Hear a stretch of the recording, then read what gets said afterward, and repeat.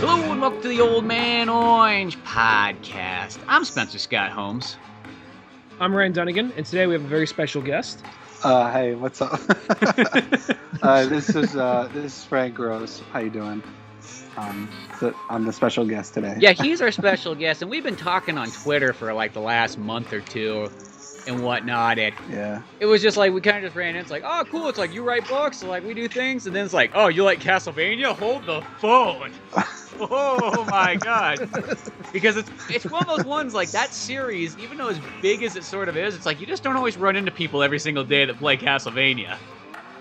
No, you're absolutely right. I mean, it's one of those things. It's like, oh, you like Castlevania? Oh, you like Castlevania? Funny story. I'll get into it later, but the way my band started, or the way I got together with one of the band members in my band, was pretty much because we had a similarity of likeness with Castlevania, but we'll discuss that later more. Well, yeah, that's reason enough right there. I mean, you can trust somebody if they like Castlevania. It's like a like-minded individual. I think that's maybe why you're half and half with me, because like he knows of Castlevania, but How much? I know know? there's a guy named Simon Belmont. I know Alucard is in it. I know that they the N64 one you play as a werewolf, and I think that's it. And there's a TV show coming out. That's all you know, Ryan? That's all you know about it?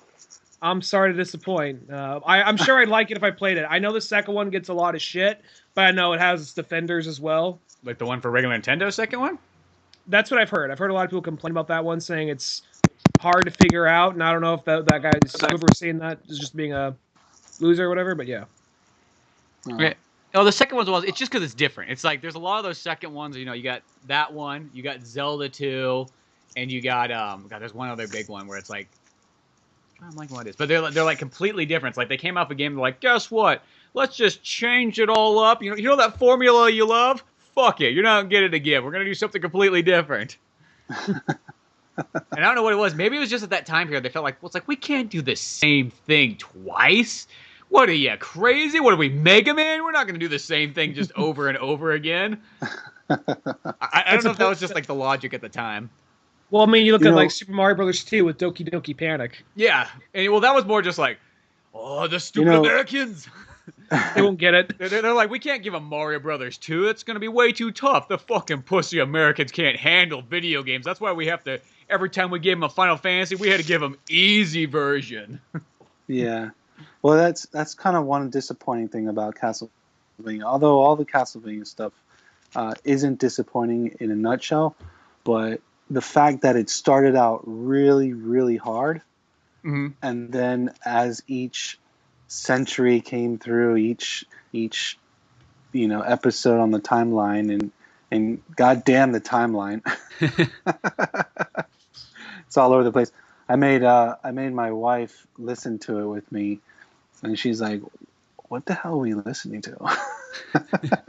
I know. I got a poster that came with a special edition one. It's got the humongous timeline on it. Oh, sweet! That's awesome. It was back in the day when GameStop gave out free stuff with pre-orders. Like, you didn't have to pay an extra $30. It was just like, oh, you pre-ordered it? Well, here's a bunch of free stuff. Now, was the Castlevania timeline, is it one of those things where it was kind of like Legend of Zelda, where the fans started kind of coming up with their own, and then they're like, oh, you know what? That's pretty good. Let's add that in there. Or did it always have its strict timeline that followed very... Well, it didn't have a strict timeline.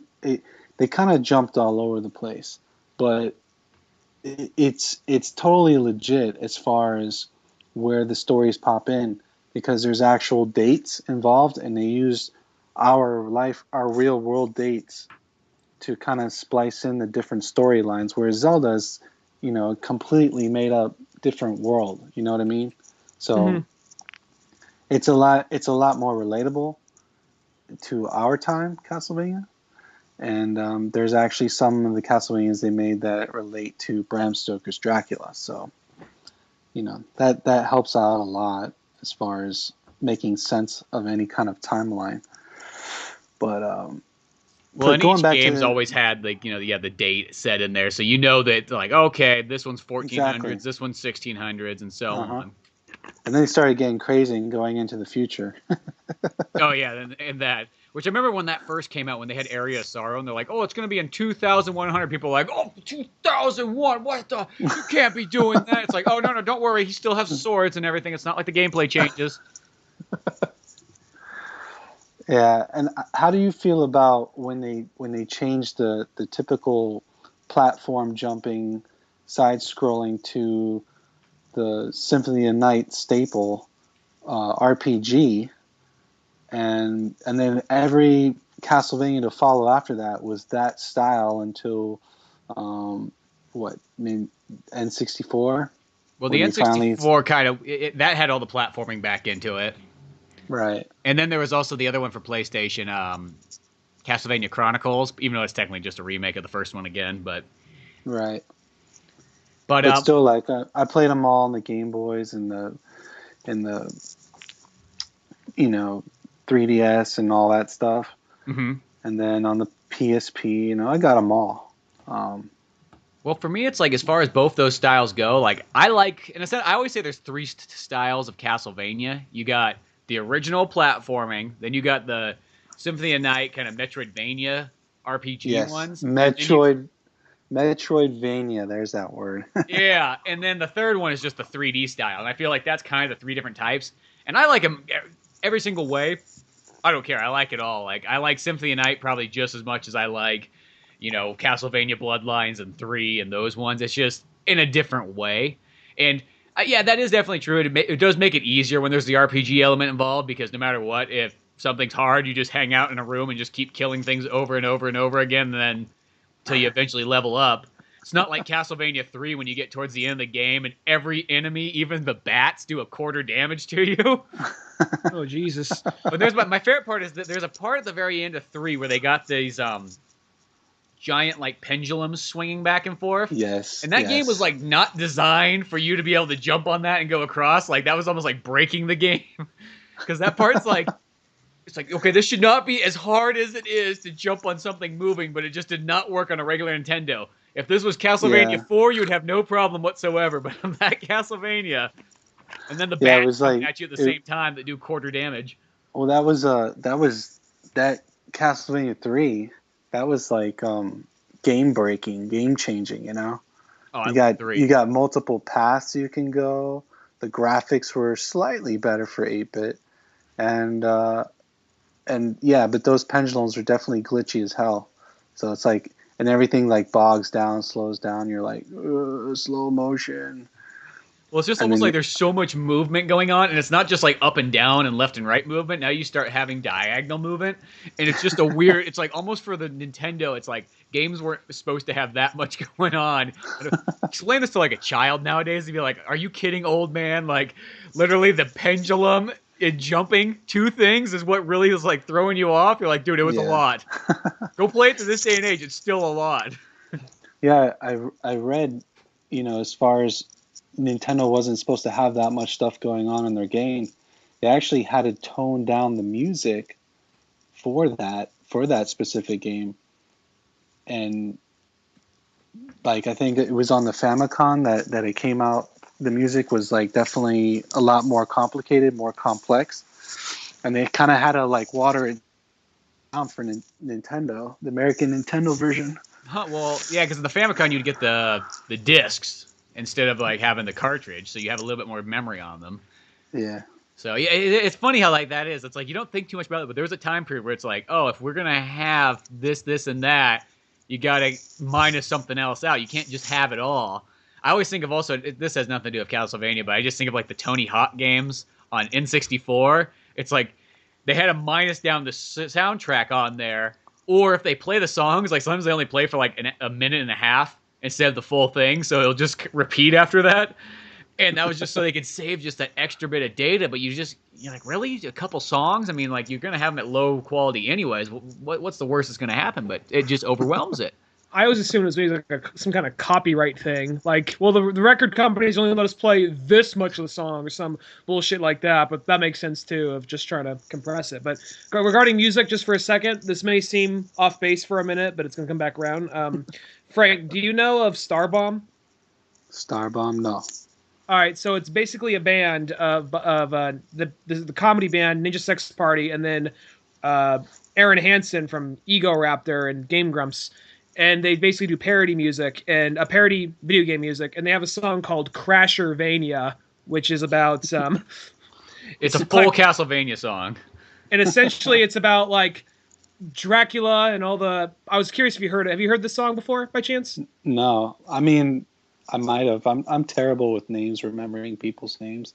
Well, when you can look it up, it's called Crashervania, and it's basically a song. It's meant to be like a Monster Bash song, and all the monsters from Castlevania are having a good party. But then Simon Belmont comes in, just wrecking the party, like, oh shit, oh fuck! He's like killing them all as they're just trying to like have fun, just innocently. And they is it a rock song or is it like a rap song? It's a rock song. It's like a rap techno song, I guess is the best way to kind of describe it. Okay.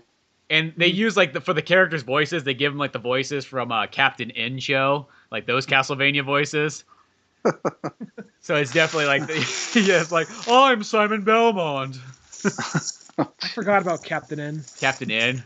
Yeah. Dude, you know what I was watching? Okay, I was watching some Sonic. This has nothing to do with Castlevania, but I was watching Sonic the Hedgehog, the original show, and then after I kind of finished that one, I'm like, well, I'm just gonna throw on Sonic Underground. I haven't watched that. Oh, fuck! Okay, and it was so weird because I was playing the very first episode of Sonic Underground, and it was that show was clearly somebody else had their own complete idea of this world they wanted to make and this cartoon they wanted to design, and maybe whatever company had, because it has very similar looking animation to the first Sonic the Hedgehog show, so maybe it was done by the same thing. I don't think I ever seen that. It's a weird. It came out like in '97, I want to say, or '96. Yeah. And it's Sonic, and he's in a band with his 3 siblings, and Sonic plays guitar, and then he's got like a sister who plays keyboard, and another brother that plays drums. But really, like, the whole story of the thing has nothing to do with Sonic the Hedgehog. It's really this own thing, and then somebody's like, no, slap Sonic in there. You know it's going to sell this bad boy. Put some Sonic in there. And that's, like, it. And it's got Dr. Robotnik. That's, like, the only 2 Sonic things. And then later on at some point, Knuckles shows up for, like, a couple episodes. But it's so odd. Like, I almost kind of watch it and I go, if you're going to do the band thing, I'm not against that part. It's like, but put Tails and Knuckles as, like, his other bandmates. I mean, come on. Like, they were already around by that point. It's not like they had... Throw some rings in there, some springboards. Yeah, you could just totally tell. It's just one of those ones. Somebody had their own idea that they wanted to create, but nope, you're switching it over. You're going to make this a Sonic the Hedgehog thing. Did you ever watch Super Mario Brothers Super Show? Oh, yeah, of course. Best theme song ever.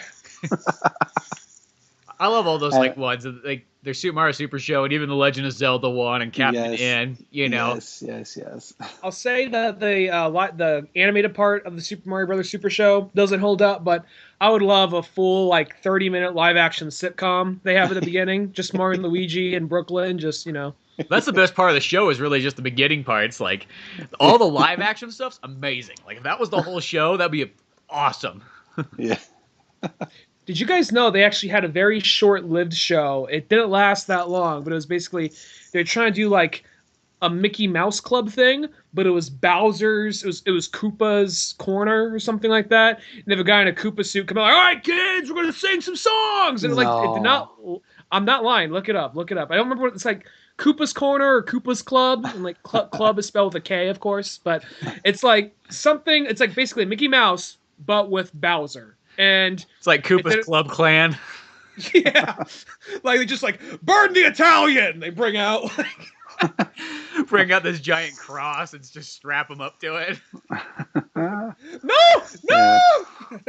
Like, oh, you want to know why the Koopa Clan or the Koopa Club Clan didn't go over so well? Especially when you spelt it with all Ks. The new KK. Yeah, we didn't really plan this one out. Frank, are you a big Metroid guy at all? Oh, yeah, for sure. Man, I was so excited at E3. It's like Nintendo's like, not only are you getting one Metroid, dude. you're getting 2, okay?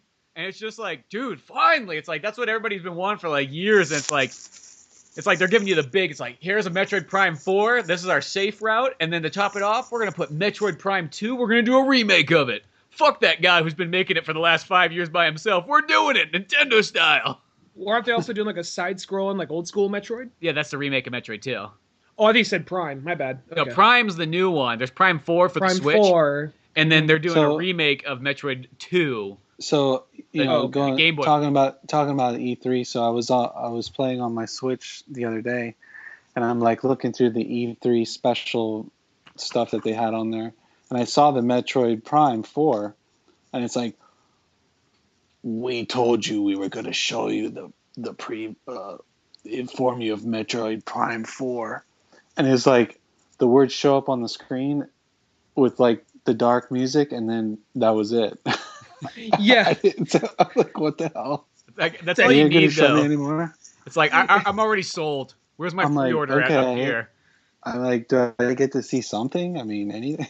Well, it's just kind of weird for a big company. You know, like a big company, they could just say, hey, Shiro, animate, Samus running down a space station and have her turn around and fire it.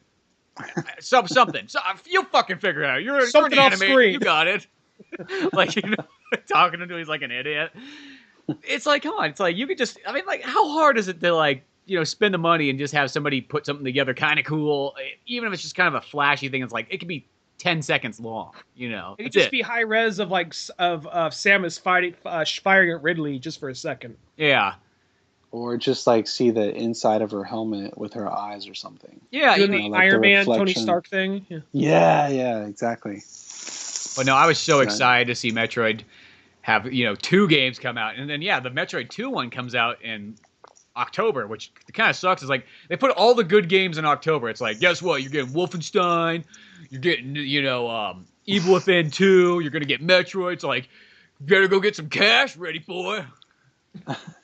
That's Shigeru Miyamoto talking.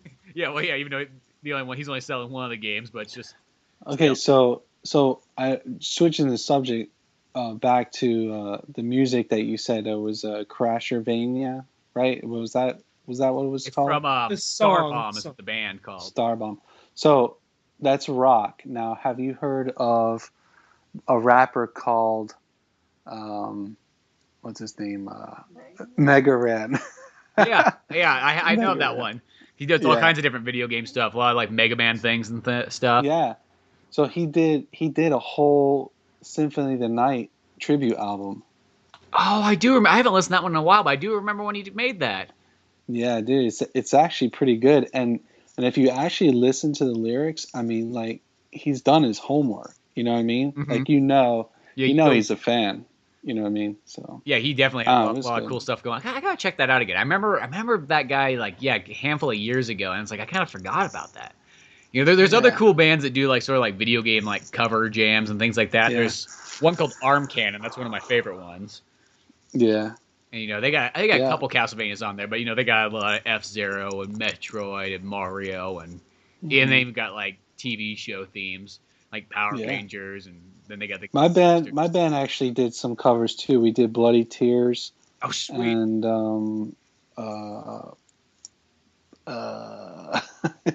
trying to remember the name of the other one, but we did 2 of them, and it came out all right. But it was black metal style.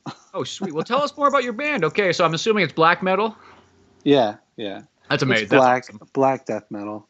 The band's name is Inferion, and me and Nick have been doing it for quite some time. 2003, I think. Oh wow! But he's been doing it longer than that. He's the one that actually established the band back in 1996 or something like that. So it was very underground back then. We're trying to spruce things up now and kind of get more out into the public. Cool. But do you guys have a SoundCloud? No. No, we don't. I don't think we do, but I'm not too technology savvy when it comes to like all this kind of stuff, It's like, even like right now as we're talking on Skype, you guys are like, yeah, we're going to connect on Skype. I'm like, okay, I haven't been on Skype in a year. Well, I always feel if you don't really podcast, then I don't know what else. It's like, what else do you use Skype for? like talking to people like without recording it. What's the point of that? But yeah, so we've been together for quite some time, and the way we met through mutual friends, and then so when we actually got together for the first couple times, and we're like, okay, let's write some music, or I got some riffs, let's put some stuff together, and then it's like, and then somehow Castlevania got slipped in there, and I think it was me. I was like, hey, you know the music to Castlevania? He's like, what? It was like one of those no kind of moments, like the sunlight came bursting through the clouds, and so from that point on, it's just and now I call him my husband, because it's like being in a relationship, Oh yeah, that's definitely how a band is. It's like you work together on everything. So yeah, I've known him longer than anybody really that's in my life now, so it's kind of just one of those things, But anyway, yeah. So we play occasionally. We're kind of like all over the U.S., or we used to be. I'm in Florida, and Nick's in North Carolina, and Ray's in South Carolina. And so we just pass information. We do a lot of internet stuff, but recently we're going to be, or starting soon, we're going to be actually getting together in person more often and recording in studio and stuff like that. So, and we got a bunch of albums out too. It's on inferion.net. Anybody can go there and look at it and see our catalog of music that we have. Our most recent production was in 2014, This Will Decay album. Mm-hmm. And that's cool more of like a black metal, death metal style. That and before that was more just black metal, but this one was like a little bit more brutal, a little bit faster. Mm-hmm. And so that's pretty much what we've been doing. I play bass and I do vocals, and Nick does guitar and vocals, and Ray does guitar work. And we're actually in beginning of August, we're going to be going to Colombia to do like a small little mini tour there. Oh, that'll be sweet. Play with some other bands and stuff. So. Oh, that'd be awesome. Well, since you said black metal and death metal, what are some of your favorite bands of that? Well, or any metal for that case, because sometimes you get inspired from other stuff that's not really the same genre. I couldn't possibly tell you what my favorite is because I like so much stuff. Mm-hmm. And on any given day, I'm listening to whatever kind of style of music that's out there, whether it's classical or black metal or, techno or, rap or whatever. But as far as black metal favorite bands, I like this group that kind of emerged recently. I mean, they've been out for a while, but they didn't start really getting known here in the States until recent, their name is Karak Angren. Okay. That sounds kind of. And that's Iron Tongue in the Lord of the Rings language. Yeah, there you go. That's pretty awesome. And they're from the Netherlands. So, and it's funny, I watched one of their interviews once, and people are like, "Oh yeah, Karach Angren, they're the black metal band." And they're like, "No, we're not black metal. We are horror metal." So they created this new genre of metal. So as if there wasn't enough genres of metal. Yeah. Now there's horror metal, and rightfully so that they call themselves that, because when you listen to the music and you watch any of their videos that they've done, it really is like horror metal. It's pretty cool. Huh. So I definitely recommend anybody go check them out because they got some good lyric videos and just some straight up imagery videos that are pretty cool. And what was their name again? Karach Angren. It's spelled, let's see, Carach, and then the second word is Angren. Awesome. Yeah, that's pretty sweet. Regarding your metal for a second, most of the songs you guys sing, is the subject matter more of do you ever sing about the stuff from your Wolfgang series or things that inspire you, like Castlevania or anything like that? Or is it all just stuff that's very just for the band only? Yeah, it's pretty much, it's always been just kind of band focused. I never really intermingled the two, my writings with the band, music and book writing. Mm-hmm. But, Nick did ask me one day, he's like, hey, do you ever think about making a concept album? We could do something about Wolfgang. And I'm like, okay, yeah. I never really thought of that. I just, for whatever reason, I've just never really thought of combining the two into one thing. But now that I've been thinking about it, it'd be kind of cool. But I don't. It's weird when you write a novel. It's a lot different than writing lyrics. When you write prose, it's a lot. It's a huge different kind of style of writing. Like when I write lyrics, you're writing lyrics to fit a music style. You know what I mean? Yeah, you're limited to like whatever that music is. Right. So like, you're trying to write to like a 4/4 measure part. You're trying to write lyrics to a bridge part. And in prose, you kind of have more freedom, a lot more creativity, a lot more. There's nothing really stopping you from creating whatever it is that you're trying to create. And music definitely has a lot more disciplines as far as where things should go, how it comes out, how it comes across. Do you put lyrics in a spot where there's silence? Do you put lyrics in a spot where the drums are blasting, or whatever?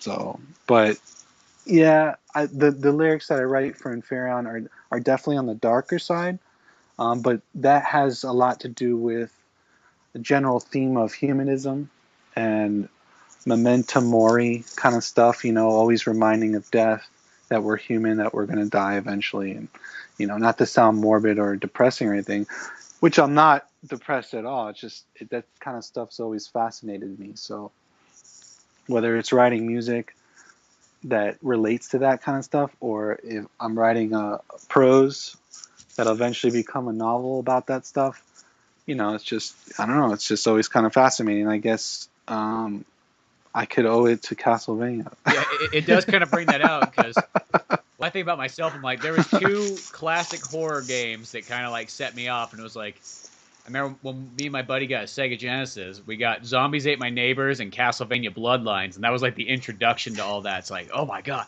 And like as a kid, like this sounds so weird, but you explain, but like, dude, Castlevania was one of those games where like, dude, you don't play that game at night.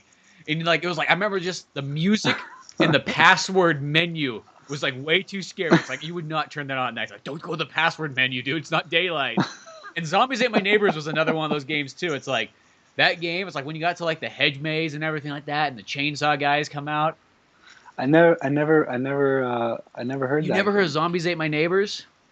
No. I remember Toe Jam. Oh, Toe Jam Earl's great. But Zombies Ate My Neighbors, you can get it on either Super Nintendo or Genesis. I kind of prefer the Genesis version, but they're both great. And it's a game where pretty much you're these 2 teenagers, and then your whole world around you starts, being invaded by this doctor guy who's putting out all these monsters and creatures. And they literally just rip monsters or make their own kind of like hybrid versions from every type of movie. Yeah. It's got like a sort of like an old 50s, 60s kind of sci-fi horror theme to it, where it's like, they came from the dead, zombies and the terror. And so you're battling zombies, you're battling werewolves, you're battling Dracula, mummies, Martians, all kind of creature from the Black Lagoon, Tremors. There's all sorts of stuff in this game. And you got weapons like you got squirt guns and soda cans and, like ice pops and footballs. So it's kind of like, it sounds like Toe Jam and Earl. Kind of like that. Or this is another one that I discovered this like, wait. It is a top-down view. Yeah, it is top-down. But there's that movie that came out in the 80s called Monster Squad, and I never came across it until like much later, but that movie right there, I'm like, oh my god, somebody literally just wanted to make a Monster Squad movie, and that's what Zombies Ate My Neighbors is. Right. Dude, Monster Squad, that's a huge influence right there. That's a great movie. That, Fright Night. Uh-huh. Fright Night, I love Fright Night. I never saw the remake because I like the original. I'm not like, oh, it can't be good. I just never saw it. But the first one where when she becomes full on vampire and like her whole like face is basically a mouth, Yeah, all kinds of good stuff. And then like his friend he burns it, or I forget the Sick Vincent, Nick or evil no, is Vince, evil Nate? Oh, Nasty Nate. What was it? Sorry. no, Vincent was he hosted the TV show. He's like, I'm the cool vampire hunter, and then they're like, oh, we need to enlist him to help us kill the vampire next door. And he's like, you guys are crazy. And he wasn't who he was. And then he winds up burning his one friend who turns into the vampire on the floor. He's like, ah! It's like, why'd you do that? That hurt.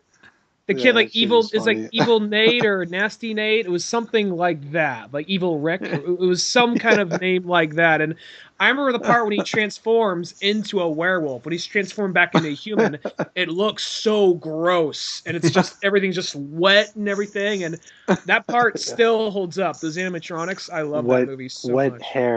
Wet, moist hair. Yeah, and you can't help but feel kind of bad because he is crying when he's like, no, he goes back to a kid. McLovin played that guy in the new one, which that alone I'm kind of curious about. But yeah, that new one. It kind of came and went because there was a big actor in that new one, wasn't it? It was Colin Farrell was the vampire. It was Colin Farrell. That's who it was. I don't think I didn't even know they made a remake. Yeah, Colin Farrell was the vampire. The kid who played Chekhov was, I think, Charlie. Emily Poot was the girl, and McLovin was like the Emily. She's really hot, but her last name's Poot. Yeah. Emily Poots. Yeah. It sounds like a Harry Potter character. Emily Poots, where are you? And then McLovin was the Chris Michael Pence or whatever was the friend, the punk rock friend. So yeah. Huh. Wow. Nice. Did you ever? Now, do you like the Van Helsing movie? Oh, I love that movie. When I saw that movie, I'm like, dude, it's literally like the Symphony of the Night movie. If you really think about it at the end of the day, that's how it sort of feels. Yeah. And I know because that's when some people don't like that movie. I'm like, why? I'm like, dude, this is like everything you would want in a monster movie. Yeah, but it was cheesy, but it was good cheesy. That's how I feel. And what's that dude's name? Hugh Jackman. Wolverine. Yeah, Hugh Jackman. He plays Van Helsing. That's pretty badass. Yeah, I know. What's not more like? And I love the guy who plays Dracula in that. That guy does such a good job. Yeah. It's that. Oh, go ahead. I really wish they would have made more of those movies because that one. Yeah, it was kind of weird though, like Frankenstein became the Frankenstein monster and became like the good guy, which is kind of weird. But well, Frankenstein technically isn't, or like the creature isn't like totally right. Evil. It's just he just doesn't know. I mean, he does murder that little girl, but that's not really his fault. He just doesn't know. He just doesn't know any better. He gets strangled when he gets scared. That's all it is. You never had one of those fear strangles before? Yeah. It's preemptive. Yeah. Just imagine having ginormous paws, and that's now with a fear strangle. Now, I think that's kind of weird because you look at that movie, because that was almost kind of like, now Universal's trying to kick off this is our dark universe and all that. And that movie sort of seemed like it was before the whole Marvel Cinematic Universe started. But you could kind of see like, all right, let's just take all our franchises and roll them into one movie. Because you had Wolfman, you had Frankenstein, you had Dr. Jekyll, Mr. Hyde, and then you had Dracula. And Van Helsing, yeah. So I was like, I remember that was like one of the last times, like, except for a while. Go ahead. Yeah, it was like Monster Squad on crack, you know, or Monster. Yeah, and even Squad, though it was still like PG-13, it was more adult oriented. Like that's how I kind of felt. Monster Squad for adults, Van Helsing. Yeah. There's just everything I liked about it, and it had like a 007 feel to it because he had pretty much like his Q providing him with weapons and stuff. Yeah. And I got Kate Beckinsale, and it's like I'm still trying to figure out the mechanics of the steampunk assault repeating crossbow. Yeah, it's like all that stuff to me was just like so cool. I mean, like maybe it was also too is like maybe the right age and it's just everything I love kind of coming together in one thing. But I love Van Helsing. I think of that being like I'll say even like one of my favorite movies. Like I like that movie a lot. And I know that like Universal's been trying to like set. It's like they've tried it multiple times. It's like they did a good job with like the original Mummy. They're like, oh, we made a bunch of money off this. Let's try Van Helsing. We'll get the same director as the Mummy. It's all gonna work out. And then that movie came, and they put a lot of money in that movie. You kind of forget about it, but it's like, dude, they made a game. There was like action figures. I have the so game much actually. like. I had that game. Yeah, the game was. I thought that game was pretty cool. Yeah, I think I got it and played it because it was like, oh, this is kind of like another Castlevania, right? Right? Yeah, it was like Castlevania and sort of Devil May Cry all at the same time. Yeah. Well, it was also like I feel like they were trying to start up a franchise with that movie because we never find out like, oh yeah, he woke up on the steps of Rome like 300 years ago or something like that, and they never really answer that. So I'd be like, oh, don't worry, we're saving that for the sequel. Yeah. Sadly enough, they do that, and then it's like, okay, it's like you can almost see like the Universal monster movies. Like, then they started to do it again. They did it with like they had the Wolfman, and then that kind of came and went. Sadly enough, and then they had like a Frankenstein one. And I think the other Frankenstein movie was made by somebody else who was jumping on there, like, hey, Bob's got a Frankenstein script too. We'll let him go. Two-Face play him. Yeah. Now I can say though, the Mary Shelley Frankenstein that they did, the '90s one. Yeah, dude, that was good. Yeah, I like that one a lot. That was a great Frankenstein movie. Like when he's like still in this college town, and he's harvesting the parts and stuff, and they're like, "What's that stench? What's that stench coming?" And then the plague hits, and everybody's like, "You need to go." And he's like, "No, this is the perfect cover-up." No, that's really great. good. But I haven't seen that movie in a while too. That's a fantastic film. You guys ever see like it was like really early 90s Mummy. It was like I think it was trying to do it was like not the Brendan Fraser one. I want to say this one had to come out somewhere in the late 80s, early 90s. It was very much just kind of like, we're just hanging around the house, just going to see what happens. Then like just the very, very boring, slow one that the original Mummy was. Oh yeah, the original. Because I always thought the Mummy and like the original Universal one, that was kind of like the weakest of them all. It was like it just wasn't nearly as interesting as like Creature from the Black Lagoon or Dracula. Now I know you guys are out in California, right?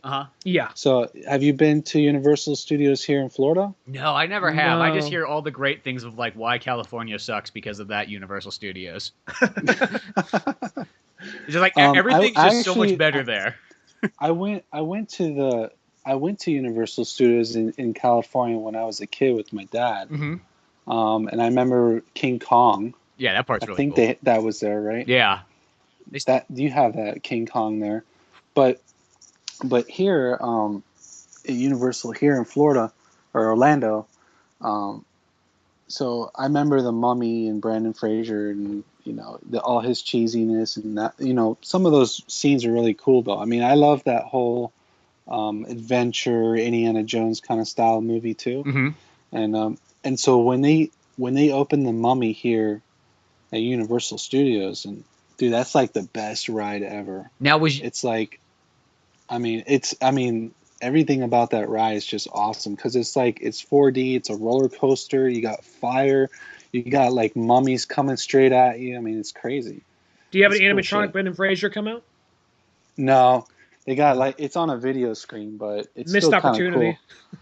There's like this one part where like you stop and all the scarabs start coming through the wall, like through the crack, and it gives you the heebie-jeebies. And oh, that's cool. Then you like spin around and the thing drops out and there's fire and it's pretty awesome. In Universal Studios in California, when the Mummy came after that came out, they actually had it wasn't really a ride, it was pretty much a mummy haunted house in LA. And that, I kid you not, was the scariest haunted house I've ever been in. And back then, that was when they could still grab you too. So you would just have like, they'd just be standing there, these statues, and you're like, do, and they all looked really good. It wasn't like you're going to like your local one where, don't get me wrong, those are always still fun too, but you could kind of tell what's what. Here it's just, and all of a sudden they, full on grab you, and just like as kids, you're like, oh fuck, just running through this thing. It was so much fun. Yeah, people grabbing you now. Oh my god. You know how many lawsuits you have? Yeah, they can't do that anymore. It's kind of sad because that really, I noticed that like that instantly made haunted houses not scary is with the second that they couldn't grab you, like, oh, it's not really, because I think once you know in your head, you're like, yeah, they can't touch you. you're kind of like, I'm not really scared anymore. I know they can't touch me. That at the same time though creates the perfect setup for like a horror film, because if a guy is like, say in a horror film, he's going through one of those haunted houses, the guy with the chainsaw is coming to him. I got nothing to be scared about. It's a haunted house. It's like right through him. So always be on your toes. Always be on your toes. You never know. Speaking of all this Mummy though, did anybody see the new Mummy? I didn't. No, I want to. I actually liked it a lot. I know some people aren't liking it, but I thought it was pretty good. I mean, some parts looked actually kind of creepy, scary. You know, like I saw in a preview there was like some underwater scene. mm-hmm. That kind of looked freaky. Yeah, I thought there was cool stuff at it. I'm not gonna say it's like the greatest, but it was one of those ones like I thought it was really fun. What it kind of reminded me of, it felt like Uncharted meets like the Mummy. It kind of had that thing going, and I just thought some of the stuff in it was cool. It had some cool visuals in it, just sort of the setups and stuff. And then it has like a great twist, which I think is kind of spoiled by this point. But if you would have watched it when it was going on, it was like, oh my god, that's an awesome, real cool idea right there. Right. Tom Cruise becomes the Mummy? No, he didn't become the Mummy. Oh. But no, I'd say it's well worth checking out. Like I liked it. Not as good as the Tupac movie, but it was definitely really good. I saw a preview where like the rats go into his body or something and through his mouth and shit. So I thought that's definitely worth seeing just because of that scene. Yeah, I mean, I like crazy shit like that. I definitely recommend it. Does this movie kind of kick off we're doing the Avengers of Universal monster movies? Does it kind of do that type of thing? Yeah, well, because they give it its own Dark World Universal logo, and this one has Dr. Jekyll in it, and it has as Nick Fury. Yeah, pretty much. He's like the Nick Fury, and like that was one of those ones because I didn't know that going into the movie, but they kind of spoiled that by now. But it was like, oh, that's an awesome concept, and I wish they had a little bit more. Like I wish they would have connected this with Dracula Untold because I like that movie a lot, and that was like a perfect starting point because next thing you know is like Dracula's in the future, dude. He could have met up with Tom Cruise right here. Like what the heck, missed opportunity. Yeah. Well, they oh sorry, go ahead, Frank. No, go ahead. Go ahead. I was gonna say they released the casting for the upcoming Universal monster movies, and they said Harvey R. Bardem is gonna be playing Frankenstein. Johnny Depp is the Invisible Man. I forgot who's Dracula, but yeah. Okay, so what's this movie you're talking about? They're doing like an Avengers of Monsters, pretty much. They're doing Classic like monsters? They're doing Bride pretty of much. Frankenstein's. This is the choice they've taken with that. Instead of just doing a regular Frankenstein movie, they're gonna do a Bride of Frankenstein. What would be the premise of this movie? Well, the first they're going to do the individual, here's the new updated remakes, and then we're going to do, here they all come together, and I don't know if it's like, they're there to stop crime, or they're there to just fuck shit up together. Or they're there to party. Yeah. Have a monster bash, if you will. It was a graveyard trash. Just waiting for that line, just for them to just drop it ever so suddenly, Actually, Russell Crowe looks at them. Actually, it's going to be... After they do that Avengers style of a monster movie, that's going to be the intro to the live action Castlevania. I know. Ooh. It's all going to lead up to that. And like somebody's like, we got to put an end to these monsters. Who are we going to call? There's a Bellamont fellow that knows what he needs to do. It pulls up like a phone book and slaps it down and like goes down. Strange they're using a phone book in modern day. It's okay. It was free at the post office. Fuck you. Credits. That's your stinger. So what do you guys? I know Spencer's pretty excited about the Netflix show. I know that they got. You think Spencer's excited? Spencer's got nothing on me, dude. Well, I remember at first I was kind of like, well, we'll see what happens because I was thinking, well, you know what? I mean, it could be kind of limited. Like, oh, if it's animated and it's done by the guy who did Dread, I think that's a good combination because animation, you have no limit on that. You can do whatever you want. Yeah. Yeah, I was just once I saw what the animation looked like too, it was like, oh, got that little like teaser spot. It's like, no, this is gonna be really cool because they're doing it like in that Lady Death style, like almost like the Spawn animated show. Like it has that kind of look. They're not.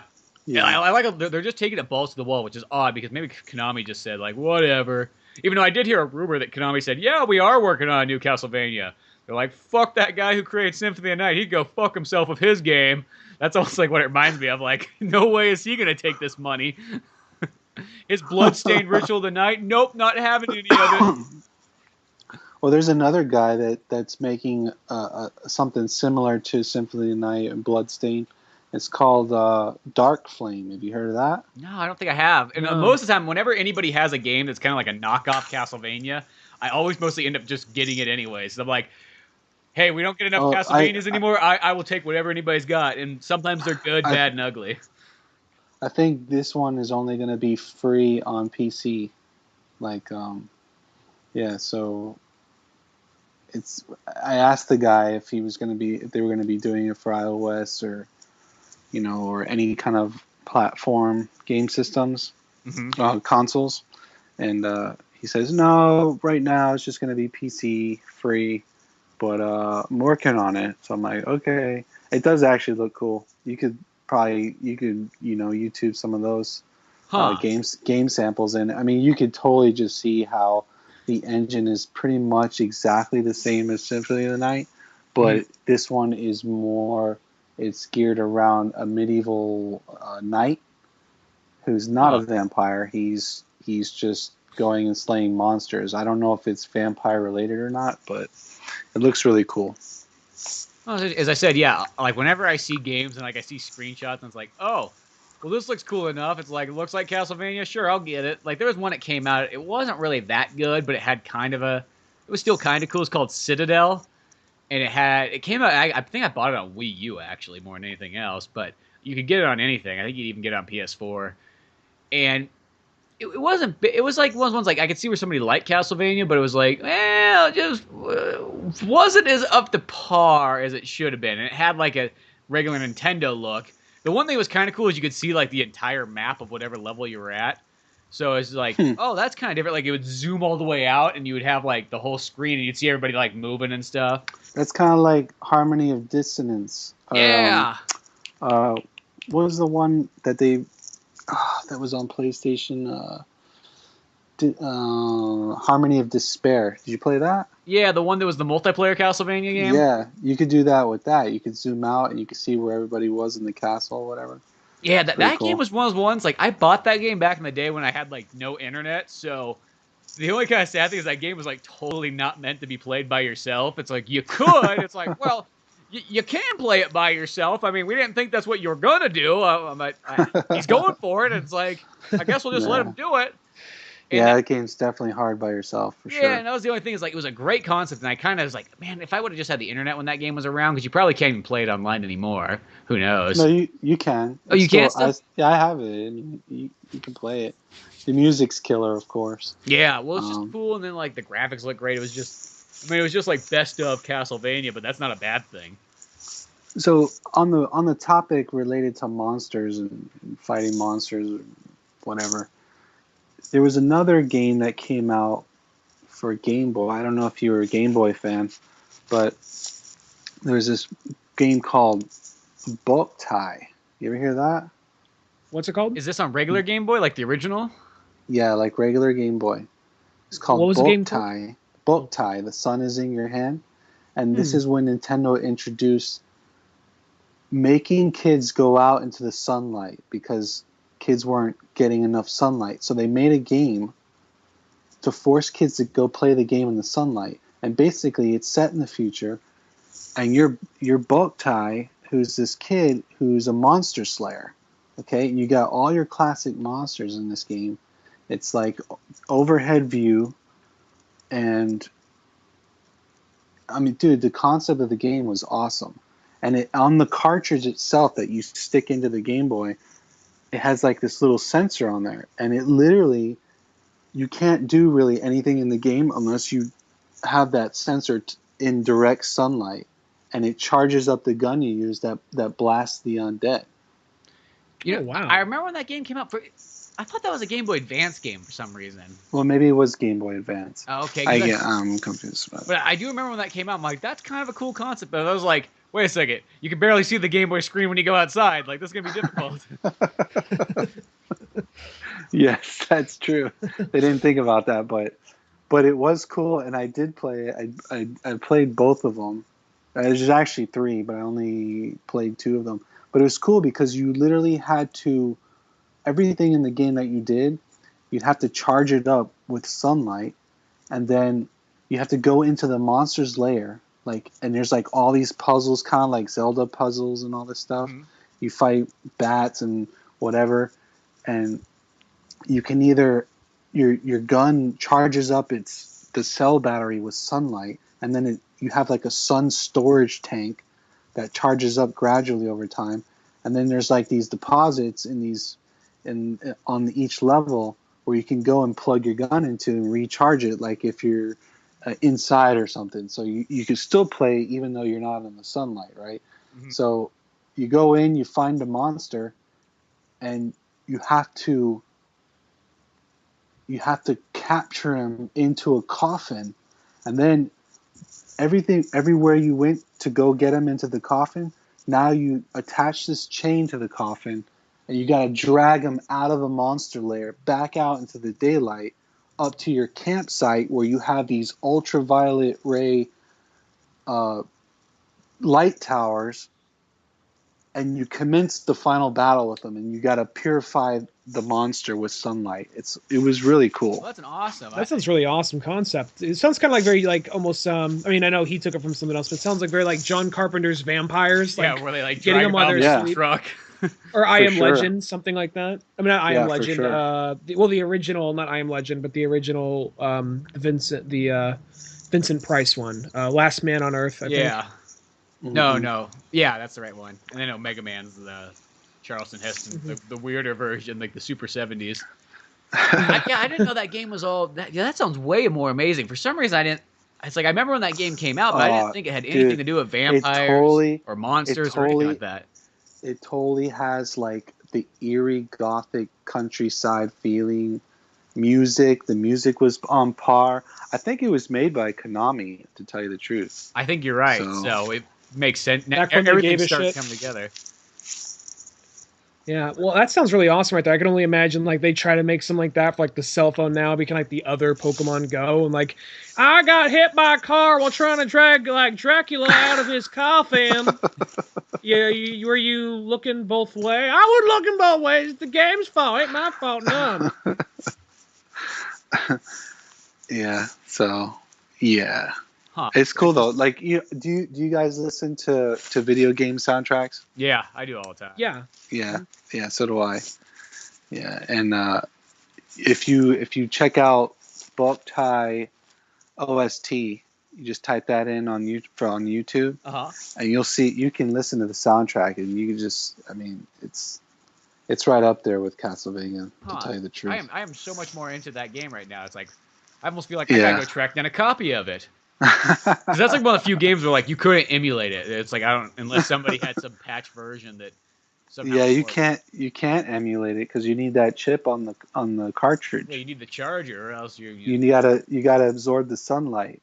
But yeah, that just sounds really cool. It's like, man, that's actually, yeah, I did not know that was about it. I thought for some reason like, it's probably like some fantasy, maybe, I don't know what kind of game, but that's what I was thinking it more was. And it's just like, okay, go out. It's like, it sounds fun, but whatever. But now I sound way more interested in that. Yeah, for sure.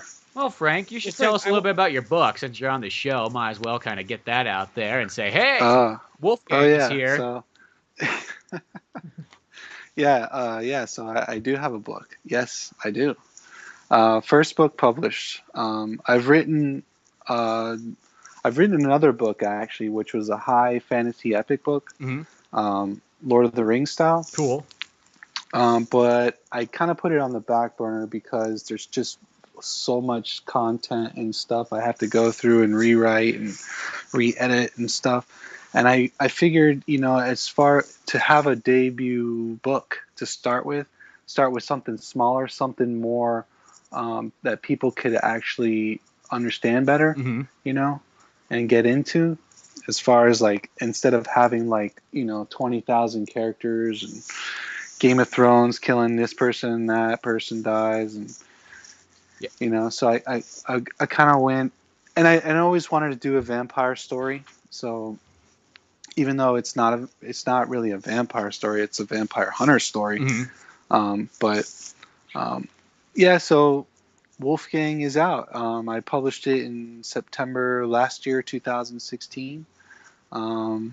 It's been doing okay. I do the best that I can to try to promote it and get it out there. But yeah, it's called Wolfgang. I always wondered if I should have called it Wolfgang the Vampire Hunter, but I just left it at Wolfgang and left it to the reader's imagination, Mm-hmm. So, so yeah, it's about a vampire hunter. Obviously, you probably know now my influences in life leading up to this point.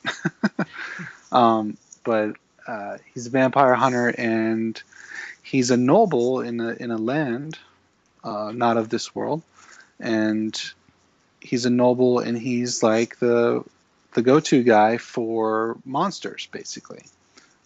His family has been hunting vampires, going wherever, seeking them out, wherever they're hiding. He gets report of, where vampire attacks have happened, and there's a really good example in the book, chapter 2, which I actually did a video on YouTube called the Day in the Life of a Vampire Hunter, Mm-hmm. and so I did a book reading on that. I'm doing all the book readings for the book, but I'm getting sidetracked here. Anyway, the book is about him, and then one day he goes out on one of his quests to go slay a vampire, stop it, out into the countryside, and he returns, and all hell is breaking loose. His manor is under attack. It's burning. I can tell this spoiler right now because it's kind of like on the back of the book as for the blurb, and but basically his wife gets killed and his son goes missing, and he's freaking out because he doesn't know where his son is, and him and his best mate, which is Kronklik, they set out on this quest basically to go search for his son. And lo and behold, eventually they get the notion that it's possible that he was taken to this vampire lord that was destroyed many years ago, and that he might be at this ruined area of where the castle used to be. So you can see where the Castlevania tendencies come in. Mm-hmm. But even though there's Castlevania influence in the story isn't Castlevania. I mean, it's my own take on things. It's its own story. The meaning behind Wolfgang is very, how we as people, as humans, can prevail in any situation. So it's kind of an enlightening story for people to see that we can resolve issues if we put your mind to it, basically. No matter how much shit, how much crap you go through in life, you're still going to be able to get to that end and hopefully have a good outcome. So what's different about this story, aside from other stories out there with vampires and vampire hunters, the style of writing that it did was first person. So everything is through the eyes of Wolfgang. And I try to do it in a style of the Hunger Games. Have you ever read the Hunger Games or watched the movies? The movies. I never read those, but that's what I like. The first person thing though is it reminds me because that's how Bram Stoker's Dracula is written, and I thought that was I'm like that's cool because the reason I like first person a little bit better than third person as far as the book goes is it makes it feel like it's more like an autobiography than Right. it is just like here's a collection of stories. So you feel like you're more like with the character, and I think that's what's cool, and that's what I always thought was really cool about Bram Stoker's Dracula. I was like, oh, dude, that's a smart way to write that. I could definitely say that Bram Stoker's Dracula is a huge, huge influence in the creation of this story. I probably read this Dracula I think I'm on my 11th time now. I actually collect the Dracula books, and I got this really awesome present from my wife a couple years ago. She got me a antique Dracula 8th edition 1904 print copy of Dracula. Wow. Oh my god, that beats. I have my aunt. She has a Dracula, but it's 1906, I think, print. I'm like, dude, that's already pretty cool. So that's awesome. Yeah. So, it's first person. So, as he's going through the story, things get revealed to him, and really, as the reader, you're whatever he's finding out, you're finding out at the same exact time. So, I definitely wanted to write that style of story to kind of give that shock value and that surprise value and the mystery and the horror. I mean, somebody had asked me, oh, what's Wolfgang about? And I said, simply, it's about a vampire hunter who goes through hell, pretty much. And he goes through a lot of obstacles throughout the story. There's a lot of conflict. There's a lot of monsters. There's not just vampires. There's, all kinds of things, bogarts and lechers, and one of my favorite type of creatures in the story is caretakers, which are like these skeletons who harvest the souls of their enemy in the lanterns that they carry. So that's awesome. I was listening because you have these on like almost you have music playing over and sound effects. You have a kind of an audiobook reading on your YouTube channel. Yes. I listened to all the ones you had up to date so far, and I liked everything that I heard. I think one of my favorite scenes, though, I don't think I'm spoiling anything here because it's like I think you said it's like chapter 2 or chapter 3, is when he goes to the attack, a place that was attacked, and he has to deal with like a recently turned child who is a vampire and it hasn't hit him yet. And he's like, "Oh shit, I can't bring myself to kill this kid." And he goes outside because he knows the kid can't follow him out there either. Right. Yeah. Yeah. That was chapter 2. That was definitely a good chapter. That shows that that he's not perfect, even though he's a noble and he's looked to for people to save them and all this stuff. He still has imperfections, and he's got weaknesses, and he's just not a perfect person. And I don't think anybody is perfect. So I try to make them as relatable as possible to the everyday person. The part where he's saying, I won't spoil too much here, but if people if they've seen the video, they know what I'm talking about here. The part where he takes Madison and he meets the mother. I believe Madison was the boy's name. The baby, was that Madison or Mason? That was Michael. Michael was the baby. And it was Manson was another child introduced later. Okay, all right. Michael, that's right. Michael, when he meets Michael and he's taking Michael from the mother, the music cue right there was perfect because I like how you don't really fully get entirely what's going on, and then he says it like, "Okay, you ready?" And he's like, "Oh, the music cue," and then just the little bit of information you give, it kind of says it all. Like, "Oh shit, they got to do this, don't they?" Yeah. Well, that's cool because I got about that same part too. Like I bought the Kindle version, which I am gonna finish. I'm gonna buy that and finish that. Yeah.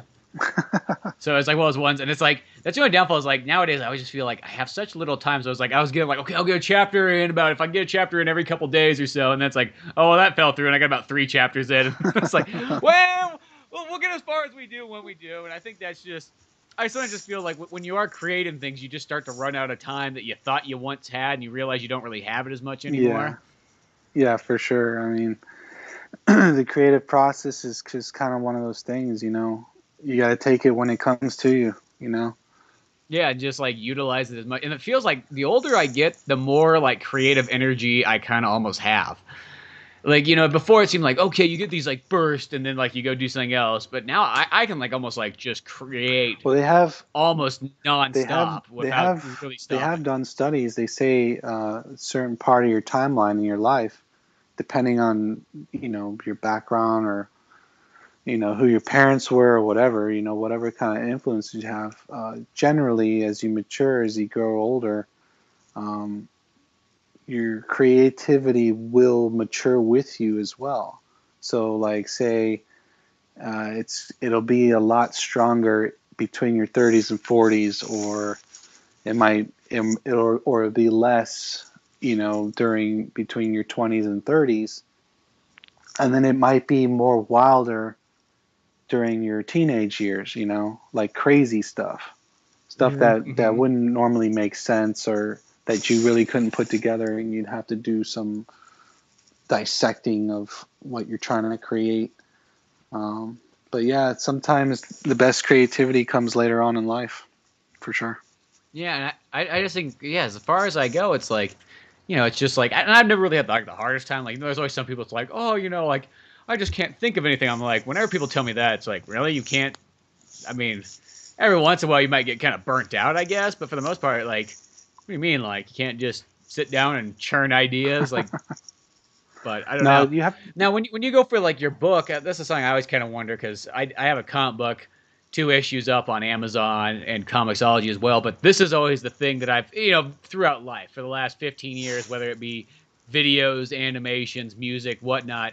It's almost like it's the thing of marketing. The marketing is always that other 50% of getting everything. You know what I mean? You could turn out great ideas day in, day out, but without that marketing, lots of times it's like, you know, it could just sit there on a doorstep pretty much, never to be seen. Yeah. And I always just kind of wonder, like, I like to just ask people, like, well, what do you do kind of like advertising? What do you do as far as getting the word out, passing it along, and, you know, getting the, you know, in a sense, getting your book in the hands of people? Yeah. That's a bitch. It isn't it? It's just like, It's not fun. And it's like, who knows? Who knows? It's like one of those ones. It's like, do I have to spend a bunch of money? Yeah. Do I have to? You know, it's like, what is the best way to kind of do it? Because yeah, you could share it amongst some people. Like, you know, they're always like, oh, use social media. And it's like, well, yeah, that gets it. That does get it somewhere, but it's not like. Yeah, I mean, you know, I'm not going to bash social media to that aspect, you know, because I mean, I have reached out to people through social media. I mean, it's a proven solid way of advertising for sure. It's not the only way, unfortunately, and sometimes, you know, you have to spend a buck to make a buck, and that's not always the way either. But you know, there's also, you kind of have to know people as well too. There's that aspect. But I always tell myself, you know, as long as my story somehow lands in that one person's paw, you know, that one person that's going to go, wow, this, you know, this is really something. This is, you know, who is this person? You know, like who made this story? You know, even if they don't even know who wrote it, and eventually they figure out who did it. You know? Yeah. So no, if that means, I think that's the key thing, is getting into that one main person. Yeah. And, you know, that person could be anywhere, you know? I mean, Adi Shankar, who's doing the Castlevania series, like, I don't even know the backstory behind that, how he's able to make this Castlevania animated series. You know, it's just kind of out of the blue, it just happens. You know, I don't know how he managed to do it, or get the permission to do it, or is he part of the crew, or, you know, whatever. But well, I remember the Castlevania series was something, or like at least something Castlevania, they were trying to get off the ground, at least since I think the first Resident Evil movie. And then as time went on, I think they just like, well, more fans, because I think that was still at the point where people, you know, this video game, it's big with the kids, let's have a movie made. Now I think we're at the point where someone who grew up with it has the power to make it now. So I think now that I think a Netflix show, they're willing to take a chance on that. Yeah. Okay. So that makes sense. I mean, shit, it's been 30 years, right? I remember Since around it came out. I remember around like when like Van Helsing was coming out, they announced a Castlevania movie, and then it was on and off again for like a good couple of years. Yeah, and they even had what's his name from Resident Evil tied to it? Paul W.S. Anderson. Yeah, Paul W.S. Anderson was, you know, tied to it and everything. So that was like what they were going with. Yeah, I remember they said that, and people were like, no, please don't do that. No, it's gonna ruin it. No.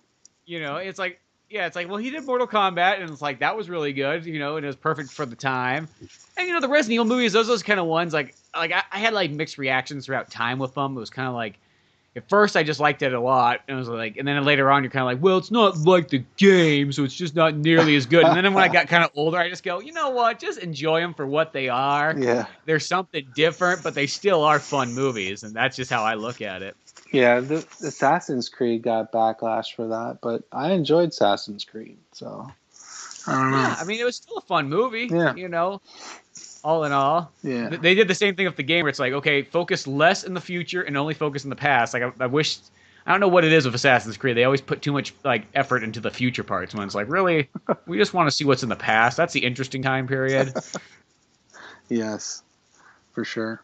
But yeah, so as far as marketing, you know, what have I done to different than anybody else? Nothing really. I mean, maybe not different than anybody else, but I guess I think, you know, as the generations grow up and, you know, new generations are being created, definitely I don't think there's as many people reading books these days versus watching movies or videos. So I think being able to get for an author to get their story into some kind of video format, such as doing a book reading online, and adding some imagery, some music, is a good way to get to that audience in some way or fashion, you know. Well, I also like the idea too because it's like you're doing it, you're putting it together. So now it's like not only are they hearing the story of the book, now they got to hear about the guy creating it too, and I think it's kind of almost a nice double whammy. Right. Getting two things done. Did you do the music that plays throughout, like the audiobook? I mean, the book reading. You mean did I? It's like the opening and closing songs. Did I do it? You mean the like music? Create them? Yeah, like because I know the synthesizer stuff in there and all that. Yeah, no, that's not from me. That's from other sources. Okay. Well, I like your choices for it. I like the choices you picked for that. Yeah, I appreciate it. I actually, on some of them, I actually used Castlevania soundtracks. I was like, that sounds kind of like very 8-bit. I wonder if that's Castlevania or Final Fantasy right here. I was kind of wondering that. Yeah, no, I used different artists or styles. There's some Castlevania in there. There's some Philip Glass. Do you know the band Abigail Williams? Yeah, I know that one. Okay, so originally I had done the prologue video, and I ended the video with one of their songs, and I thought it was a pretty cool song to end the thing with, but they wound up blocking my video because I used their song. So yeah. Yeah, so I had to redo it, and I redid it, and I think it came out better. So yeah, that's the one thing. It's like when it comes to using other people's stuff, it's always such a tricky one. It's only gotten worse and worse. I mean, we've been blocked for things before for actually not even having things in it.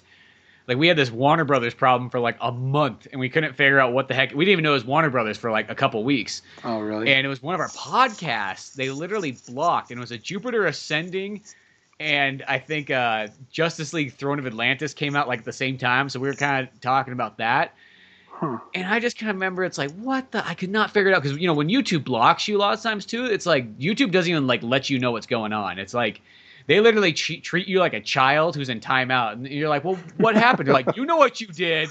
You know what you did. You go put the dunce cap on and go sit in the corner. And you're like, dude, I don't know what I did. They're like, don't give me that lip now. You don't be talking to me like that. Don't be talking to Google. Mr. Google here. It's like, shut the fuck up. He's like, oh, you're saying it now. He's telling me to shut the fuck up now. Guess what? Get your ass in the corner. And so it's like, oh, dude, just let me know what's going on. And I had to like keep refreshing the page because I could see it for a split second. And it like would pop up this whole like article. And I was like, okay, who the fuck is it? And then I saw and I was like, damn it, it is Warner Brothers Media Associations. So I got their email and I sent a nice letter to them letting them know kind of what was going on and how the video was blocked and how it was affecting business. And, and I was like, dude, if anything, I don't know why our video is pulled because we're giving great reviews to Jupiter Ascending, and you're going to need all the help you can get. The only good review. Yeah, so it's like, that's how I always looked at it too. It's like, wait, you're blocking my video because I played your song? It's like, I'm giving you credit here. I mean, Like, Yeah. here's a fan using your music. You're gonna block it? Okay. Yeah, it's such a weird concept because I'm almost like, dude, it's like we got such a great review. When the Blu-ray comes out, you better put Old Man Orange thinks this movie's a 5 out of 5. It's just one of those ones. It's like, yeah, and that was the weird thing too, because back in the day, before YouTube and all this kind of stuff, it was, as long as you weren't selling something, you could put all the music you wanted into it. You could have George Clooney in your movie as long as you weren't selling it. It wasn't going to affect any SAG relations. It wasn't going to affect anything because there was no money being made. But Right. YouTube all of a sudden now, because YouTube make money themselves, even if you're not making money, it's like it still like affects them because they're the business. Yeah, it's that weird thing that, hey, I'm not getting money, so I should be able to put anything I want into it. But now since YouTube's making money, you can't do it. It's a weird situation. So I'm just afraid to use anything. I'm afraid to talk about them. Well, I'm not really afraid to talk about them, but I've learned that even talking can get us in trouble.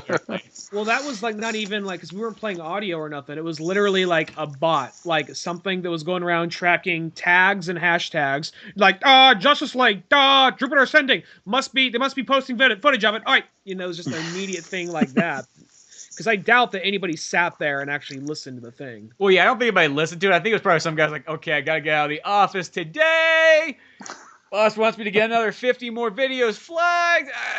Click, click, click, click, click, click, click, click. Okay, let's get the fuck out of here. Like that must have been what it was, because it's just like, what the heck? But I don't know. Bunny's like, you find those cocksuckers and find them up the ass. Yeah, it's always Warner Brothers is such a tough one. I notice if I've ever had problems with stuff, it always seems to involve Warner Brothers. Sadly enough, a company that I like so much because they have everything Batman that I could ever want, and they want to hassle us. Now, if to take it back to Wolfgang for a second here, now I gotta finish the story because I only went up as far as you have it on your YouTube page, and I intend on finishing it on getting on Kindle or iBooks or something like that.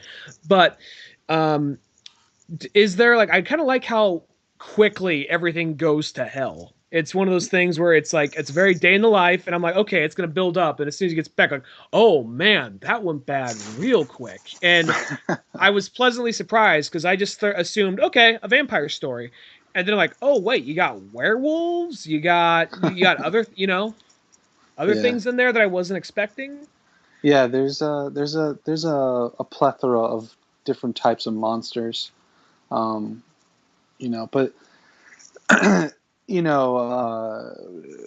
the main focus later on is vampires for sure, but there are different types of creatures that appear in the story. I don't get too much into the backstory in this first novel. My goal is to have 3 novels. I'm currently working on the second one, and it's in the second one that you kind of get a little bit of backstory. So hopefully a lot of questions that are asked from the first one are kind of told or followed up on in the second one. And then, of course, the exciting conclusion of the third one, which would hence make it a trilogy. But that wouldn't be the end of it, possibly, depending on how it ends. I can't give that away, but it is definitely a trilogy. There is a reason why my website page is called Wolfgang Chronicles. So I'll leave that in the hands to everybody's imagination. Without saying the Chronicles will go. Right. Without saying who and when exactly, is there a possibility of side characters getting their own kind of like a shared universe kind of thing? Is that a possibility at any point? Oh, for sure. I definitely have characters that could definitely have their own side story. There's a couple of characters actually that I've thought about.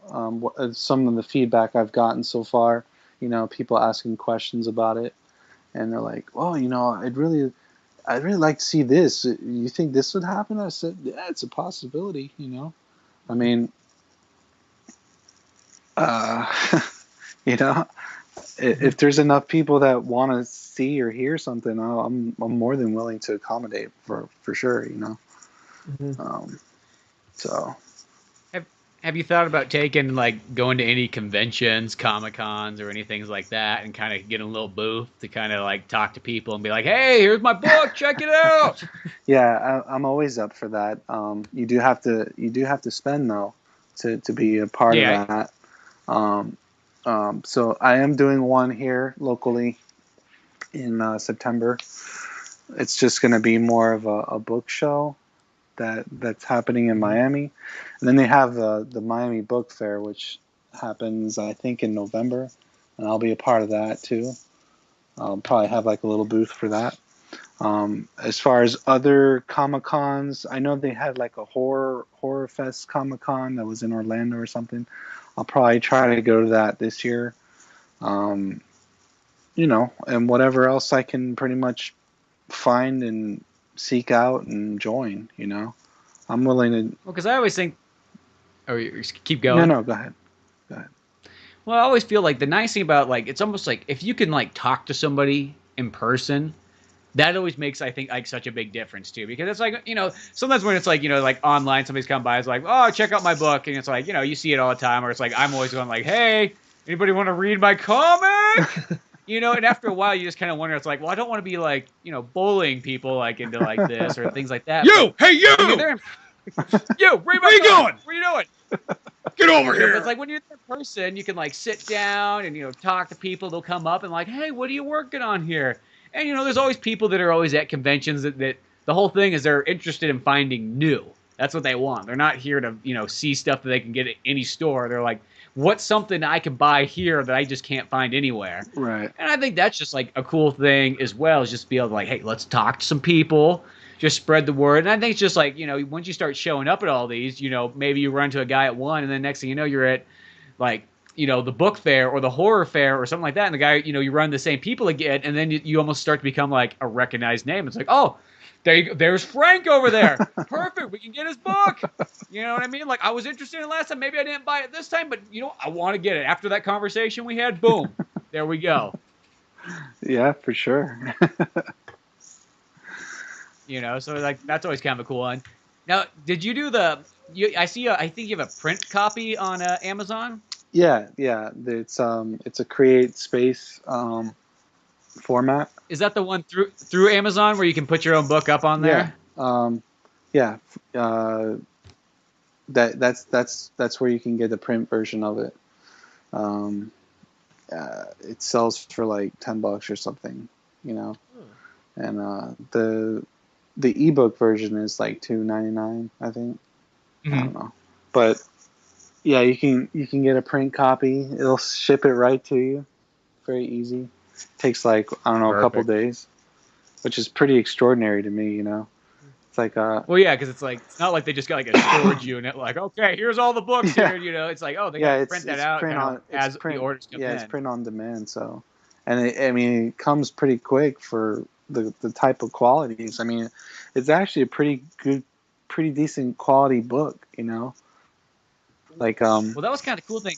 Is like I didn't know Amazon had that like until I was putting my comics up on there. I'm like, oh, you can do print copies like right through Amazon. I'm like, I don't know why. It just never clicked in my mind. It's like, I mean, it's Amazon. Yeah. Why would they not have that? But still, I was kind of blown away. When you yeah, had I mean, your first... I'm impressed with the product. I mean, like the cover has a nice velvety feel. All the binding is tight. I mean, the pages are crisp. I mean, it's like I'm impressed by it for sure. And there's always something cool when you get to hold that in your hands. You're like, yep, that's me right there. Guess what that's going in between? Just like sticking it there in the bookshelf. Well, I was actually... And I think it's just a cool thing to be able to have this physical copy in your hand of like your work. And it's just like... Of course. Absolutely. It's like nothing should make you smile more than that. All right, so here's a little tidbit of an author's nightmare. So yeah, you get the book, you print it out, you get it printed. I got a bunch of copies that I have personally, in case anybody wants to buy one, like a signed copy or whatever. I could ship it to them. They could buy it directly from me or whatever. But so you got this final product, right?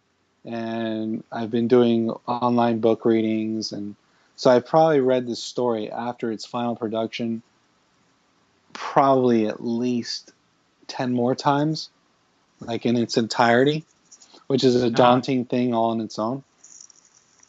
But this is an author's nightmare. Is, you know, that story is done, and now I've been working on the second book for like 2 years now, and my goal was to have it published before the end of this year, and it sucks because I don't think I'm going to be able to do it.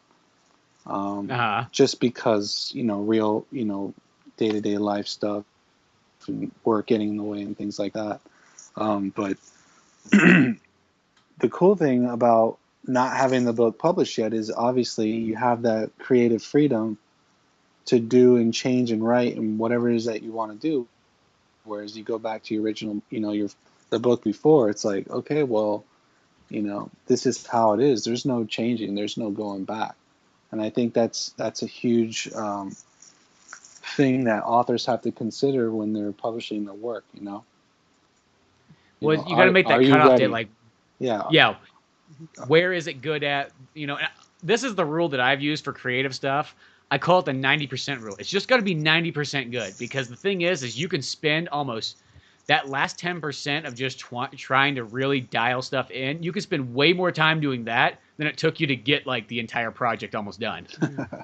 So I call it the 90% rule. Is it good? Yeah, it's good. I mean, like, everything's, you know, good. I mean, you don't got like misspellings or anything like that, but it's just like, it's good enough. Like, yeah, it could always be better, but don't waste that time trying to make it like slightly better, because it probably won't. I always call it's like the Axl Rose syndrome. You know what I mean? Like that Guns N' Roses album that took like 15 years to come out. And don't get me wrong, it's a good album, but it is not a 15 years in the making good album. It's just like, that should have just came out in 97. Let's just say that. Yeah, I don't think anybody really likes Chinese Democracy as much as Axl Rose did. Now, regarding your book, when you actually, this kind of sort of relates to what Spencer was saying, but when you first hold the first physical copy in your hand, the one that Amazon sent you with the book cover and all that, do you have more of a feeling of, here it is, I have it right here, finally? Or is it like more of kind of like a, well, I was here step by step, and I kind of built to it, so I kind of saw it coming? Or is it more of just a big, like, oh my God, it's right here, kind of a shock? You know, I was kind of already content before I actually got a physical copy. You know, when it came, it was like, oh, I got a box of my own books. Awesome. You know, I mean, it's always a good feeling, yeah, for sure. But when you know that you're done with the story and you've already moved on to what you're working on next, you know, yeah, it's cool to have a physical copy, but at the same time, it's like, yeah, I mean, I you know, I know this story, you know, now you're thinking more on the level of, how am I going to get this story in people's hands? Yeah, that's what it is. It's like, you know, it's really like I'm holding it. It's in my hand, but how am I going to get it in somebody else's hands? How am I going to teach it to walk? You got to teach it how to ride a bike. Get off the couch, get a job. You know what's the worst one though? It's like you're like, oh, I got my physical copy. You open up the first page, you're like, gee, what? There's the word misspelled. I just opened up to some random, like, that's always like my own fear, is that I'm gonna open up and go like, God damn it. It's like, stupid Microsoft Word told me it was spelled right, and clearly it is not. No. That's always my main one. It's the spelling. It's like, that's my only biggest fear. It's like, gotta make sure that spelling's all good. After reading it now a bunch of times after its publication, there are still some errors, and that was actually after having 2 editors edit it, you know. So yeah, you just can't always catch it all. Yeah, it's really a daunting task, going through your final edits, and you know, it's like rewrite after rewrite, edit after edit, to the point where it's like, oh God, just fucking publish this thing already. Yeah, and you want to make I don't want to look at it again. You know, yeah, it's like if you're just doing it and you weren't selling it, you're like, whatever. But when you're selling it, you want to make sure it's like it's as good as you can possibly get it, just so you don't feel like you're I definitely try to get it as good as I can, and you know, after going through two editors' hands, you know, it's like, okay, well, I did my best. Now, we've talked about this before on the show, but we've kind of, like when you weigh all the different medias out there and like, in a sense, let's just say storytelling in general. So whether you want to do it in a movie, whether you want to do it in a video game, a book, a comic, music, so on. I always look at just the full on, the good old fashioned writing a novel is you have more freedom than literally any other media possible for the fact that one, it doesn't cost you anything other than time to sit down and do it. You're not paying for special effects. You don't got to get actors coming in or have other people come by and help you. You can be a one-man band putting this whole thing together. I mean, editors and so on, a couple other things. But for 95% of it, it's just you, a computer, and a keyboard just to really type, and you can make anything you want. You can make the most expensive special effect that would bankrupt even Steven Spielberg, and you could do that 10 times over because in a book, that's okay. And I think that's just so cool about that. It's like that freedom that you can have there and not having to rely on anybody else. Yeah, for sure. But it also puts you into a way larger bracket of people as well when it comes to marketing. You got to think, Let's talk about music bands, okay? Just as an example, and then we can look at into the movie business. So, I would say there's probably more. There's probably the least amount of movies. Then the next tier up would be music bands, and then the third, which is the most amount, would be books, novels. Okay. Yeah. Just think about how many novels are out there that exist that people have no idea that exist. You're talking about the potential of any one person out there that has the motivation and drive to create a novel and have it published. I mean, it's kind of unlimited. Anybody can write a book, but can anybody write a good book is the question, right? Yeah. So. And lots of times, I always just kind of think I try not to ever think of like the numbers because I think that's where some people get overwhelmed with their creativity and they go, well, what's the point? Somebody else out there's just gonna do it. There's already 10,000, and I just don't think of the numbers. I just go, I'm just doing my thing, and yeah, it might be similar to somebody else's, but at the end of the day, it's never going to be identical. You're going to have your own unique creativity that's going to separate it. Yeah, I definitely don't write according to numbers. No, I've written what I've written because I wanted to, and it's a story that I wanted to tell. It's a story that I would want to read, pretty much. I think that's the key thing is you want to make it and I think that's the best way because then you will enjoy it the most. Is it's like any project that me and Ryan have ever done. It's like I like to just say it's like, hey, if we think it's the funniest thing ever, I think that's great. I like that more. If I can make myself smile, cool. When you see the smiles of other people, that's even better. But right. I don't want to in a sense be at the point where it's like you're making stuff just being like, well, I gotta just do this, to get some money. It's not really what I want to do, and then you just sound like you're miserable. And when you're doing art and it's miserable, there's something wrong. I just want to say I don't want to switch it to us too much, but I just like the idea of the two of us making a cartoon about two British rabbits and assuming that's gonna sell. I don't really want to do it that much, but. Maybe it'll sell, I guess. Someone like this British rabbit bullshit, as if someone's demanding that. Well, it's I'll bring it to podcast. Sometimes we do these things where we call them retrospects, and we'll just pick old movies and talk about them. And this is what I've kind of learned by doing retrospects, and especially looking at when other people do this. Very few people do any movies almost 70s and back. And we were doing 60s movies, and we realized it's oh yeah, the view counts are just not there on those older movies. But I was like, screw it. We like talking about Clint Eastwood. We're gonna talk about Clint Eastwood. What the hey? Regarding kind of still bringing it back to Wolfgang, kind of regarding movies to a certain extent. If there might be jumping ahead here, when the Wolfgang movie gets made, who's your top pick director? Or if you had one or two. Oh, dude, I don't know. I mean, I'm not up to date with directors and all that shit, but oh, you know what? I do got one. I can't remember his name, but the guy who directed Sherlock Holmes. Oh, Oh, Guy Ritchie, good yeah. choice. Guy Ritchie. Yeah. There you go. I think Snatch. he would be. The new King Arthur movie. Yeah, I think he'd be a good director to do this type of story. A lot of action, a lot of shaky camera stuff. Yeah, good cuts, a little bit of wittiness to it. Yeah, I think that'd be a cool choice. That'd work well. Plus, for the fact it would give it that, then you got a British director kind of coming in, giving it a European flair. So, all kinds of cool stuff like that. yeah. I mean, his like even the action scenes, like say Sherlock, are good, but still, just that action scene, that bare knuckle boxing fight, and Snatch with Brad Pitt, like that scene alone, is like, oh, this guy knows what he's doing. Yeah, for sure. Totally there. Yeah. Yeah. So, and I always tell people too that relating back to, what kind of style is Wolfgang, or the story. I kind of like to think of it as a crossbreed between Sherlock Holmes, Dracula, Castlevania, and Hunger Games.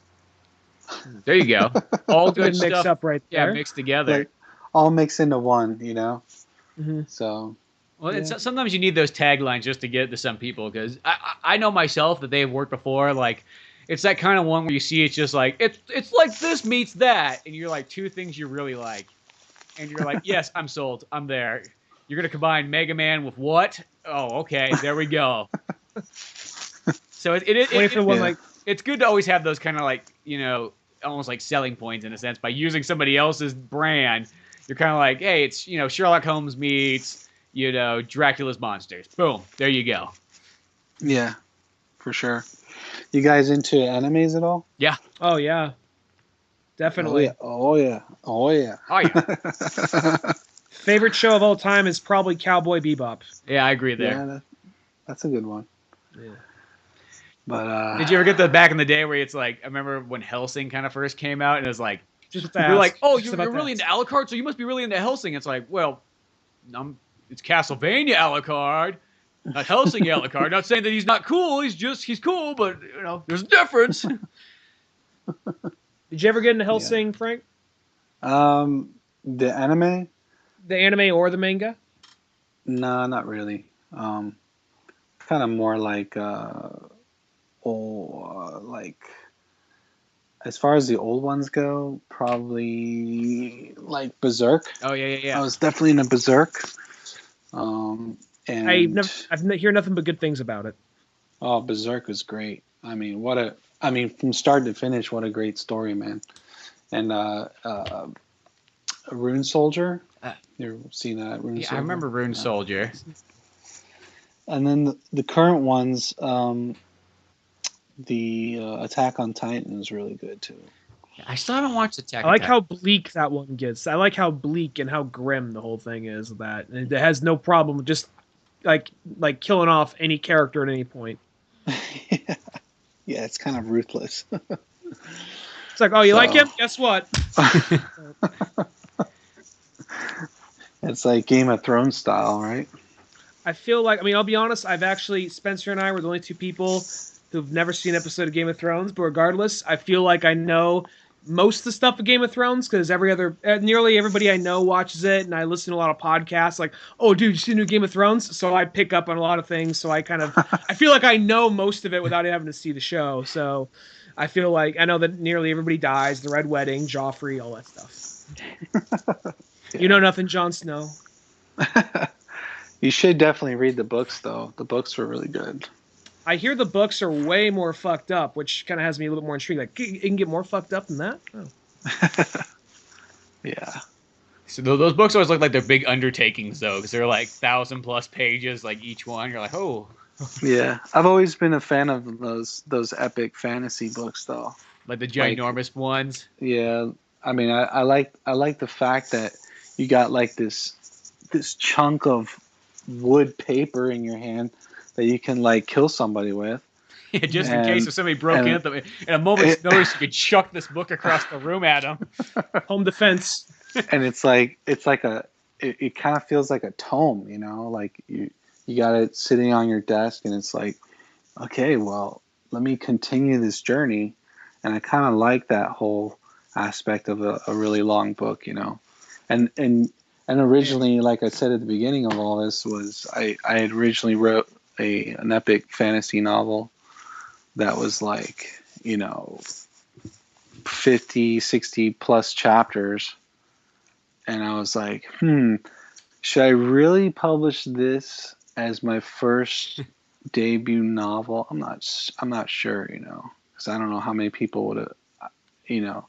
I kind of wanted to do a shorter one that could kind of draw an audience and let people pick up on it quicker, you know. And Ryan, you mentioned it being kind of fast-paced things happening in the story. I definitely did it that way on purpose. I didn't want to bog the story down too much. I didn't add too much backstory to it. So I kind of wanted it. This first book is more like an introduction, you know, the introduction to Wolfgang, and then the second book is going to be a little bit longer, but you'll definitely get more backstory on Wolfgang and, you know, why he's doing the thing he's doing and all that good stuff. I think that's the most. Well, go ahead, Spencer.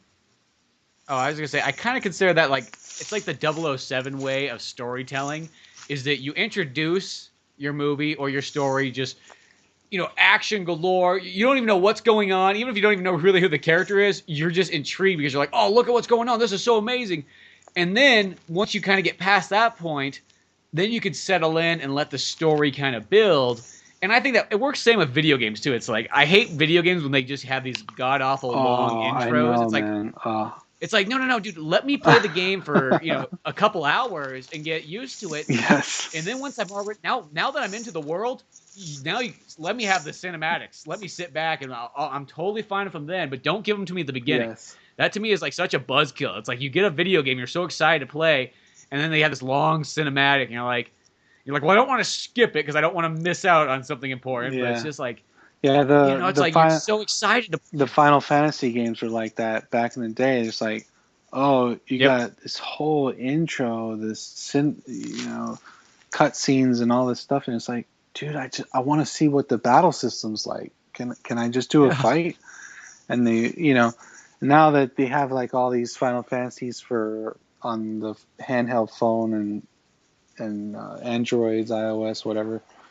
They started going back to, you know, oh, okay, here's Final Fantasy, but all right, so you've only been on it for a minute. All right, let's throw you some battles. All right, this is what happens, and they got smart about it, you know, because you kind of lose an audience that way.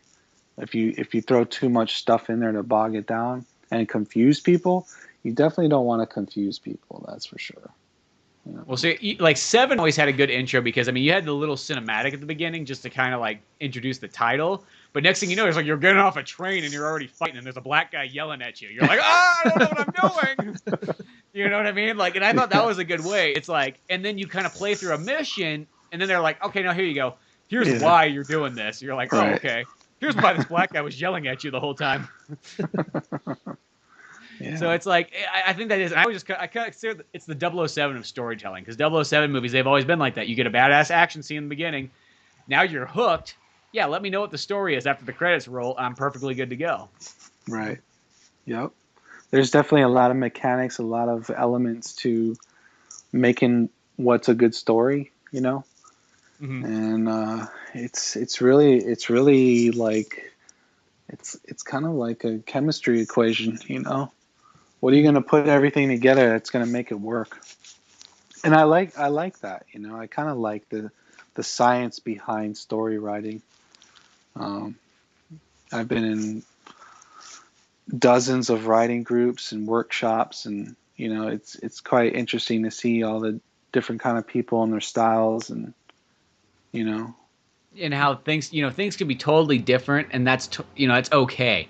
You know what I mean? Like, you never should be held down by rules. You should be, let kind of your decisions go the way you want to go, as long as it's realistic and things. But throughout my whole time too, it's like I've come to the conclusion that what I like most in multimedia, it's not any one thing. It's like I like the storytelling aspect. That's what draws me in to whether it be movies, music, video games, so on. It's like the storytelling aspect is kind of what I like. I'm going off on this rant, like, you know what? The game should just start in the action. Don't give me this storytelling stuff. And it's like, let me tell you what my favorite aspect is. But what I'm saying is like that's what draws me in. Like I've said this before. It's like the reason why I can't get into sports generally is because there's no story in it. If you give me a story like wrestling, then I enjoy it. But if there's no story in it, I feel like I don't have anything to like keep me there.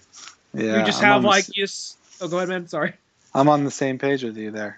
Yeah, if maybe there was like an NFL story and it's like they like broke it down and they're like backstage and whatnot. And it's like things are going down. And it's like, oh man, I had to put my dog down today. I don't know if I can play this game. It's like, dude, it's okay. You're gonna be okay, Bob. You're gonna be okay. You're just gonna get through this. I mean, I know, I know Spike was your best friend. You named him after Cowboy Bebop, your favorite. It was my favorite show, and it's my favorite dog. Maybe I could get more into it, but like I just can't get into something where it's just like, oh, let's go out there and make some money. What if they just kind of come out there like, John Harbaugh or whatever coming out like, we're going to bring OU down, like talking shit to their team, like right there on the field. The other coach has to come out, well, bring it on. They start like bringing out chairs. It's the pre-show. You see the coaches duke it out before the actual game. Well, it's like, I come to the conclusion like I can read a story or watch a movie that's about sports and I'm totally fine with it. It's like it's because it's storytelling. At the end of the day, that's what it is. Like, there was I'm a storyteller at heart for sure. I've been doing it. Yeah, so it's like I gotta have that story in there, and if not, then I feel like I'm missing something. Yeah, I feel that there's certain types of people in the world. There's people that want to hear the story, and then there's the people that tell the story.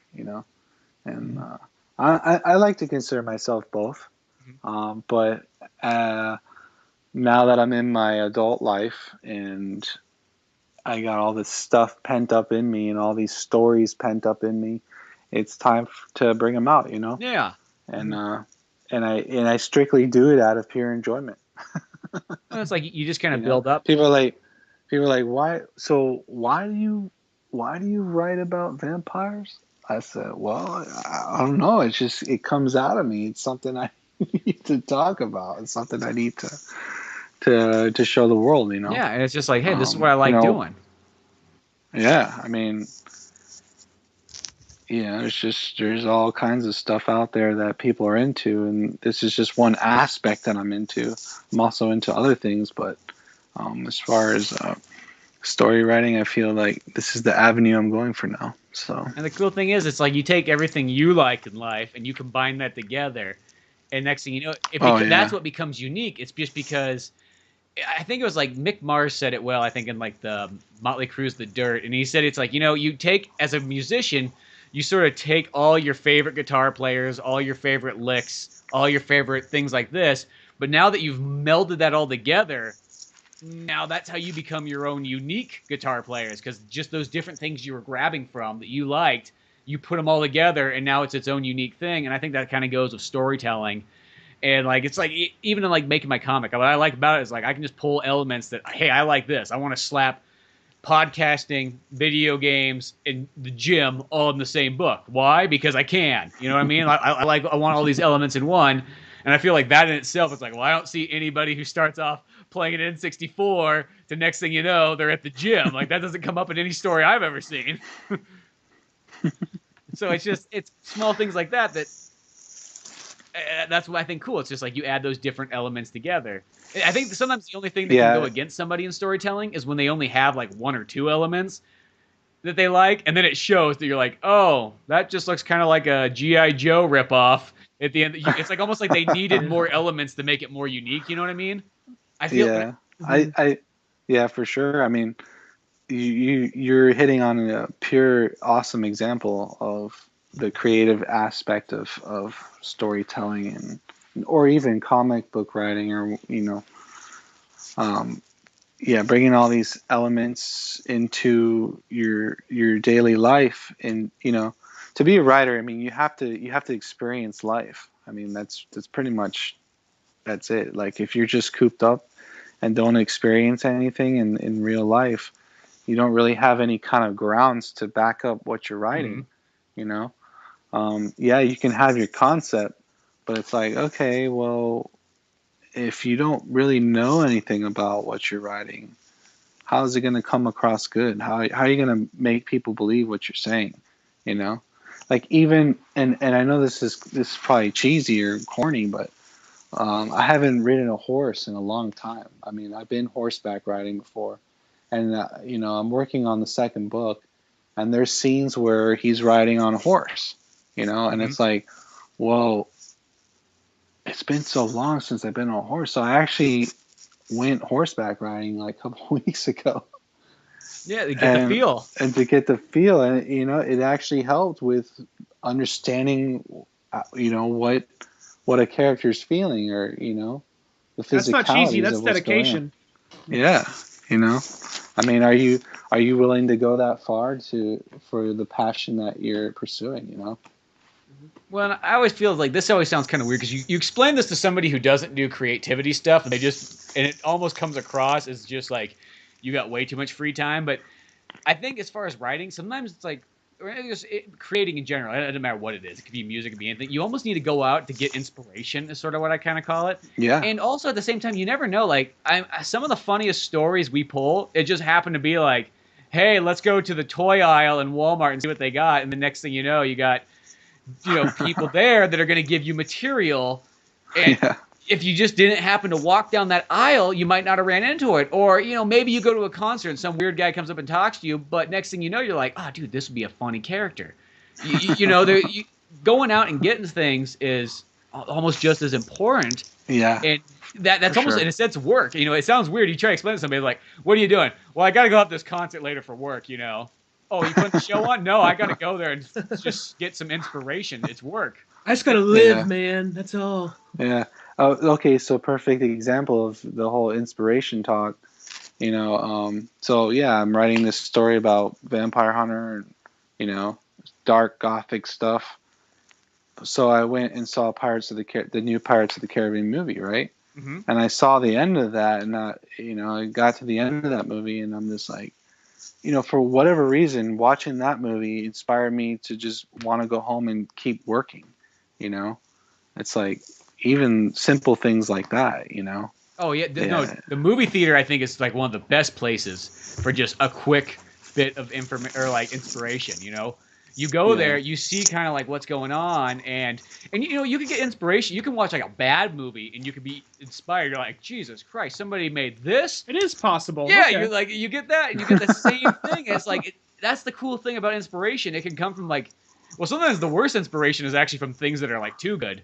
You see somebody up there, you're like, oh, geez, I don't think I'm ever gonna be like Jim Lee. It's like that's impossible. It's like. Where's a crappy artist? I need to see one of those guys now. It's okay. Yeah, and then so the movies was a great example of inspiration, and then just yesterday too. It's like, I was out with my family and we were spending time together, and inspiration came to me, simply by drinking some beers. Mm-hmm. If that's what I mean, it's funny that works. This is how Edgar Allan Poe felt. It's like I was like, how did that guy write all the stuff he did? And he was always drunk and alcoholic and all this stuff. And I'm like sitting here having a beer and I'm like, wait, I just came up with this great idea. Let me jot this down. And then my wife's like, what are you doing? I'm like, I don't know. This idea just came to me. It's like, sorry, hold on one second. Go for it. No, I was saying that to her. Oh. As I jotted something down. That's a writer's life. Yeah, that is. Well, it's kind of like, it's almost like we haven't done this in a long time, but that's like when you stay up so late that you get to that weird goofy hour of the night where like you just start getting these weird bizarre ideas and you just got to write them down, because if you don't write them down, you will never remember them. But sometimes you come up with some like golden material. And that you get this weird second wind, and you're there at 3:00, and I'm like, dude, what if we did this? And you're just like, well, like just jotting shit down. And some of it, when you wake up in the morning, you're like, that's staying. Like, I don't know what the fuck was happening there, but we'll move it to the side. We'll keep in the back pocket, maybe. Yep. Yeah, note taking. Oh, it's crucial. Oh, sure. I carry so many different notepads, and there's just something to write on everywhere I go. And then if I don't have that, at least I got my phone. Yeah. So it's just. Yeah, unfortunately, my phone is like my life link when I'm not home. So, you know. Well, yeah, you just got to have something to write down on or type it in. It's like that's such an important thing. Mm-hmm. But yeah, well, Frank, we got you kind of keeping late. I know that it's getting almost midnight where you're at. Wait, 9, 10, 11. Wait. No, it's past midnight past here. midnight. Okay, yeah, 3-hour difference. So, yeah, we got you here late, but real quick, where can they find the book? What's the best place to go? And then what else you got that they can check out real quick? I know we mentioned stuff throughout the show, but let's give them like, hey, by this point, if you stuck around this long and you really need to know where it is, boom, where is it at?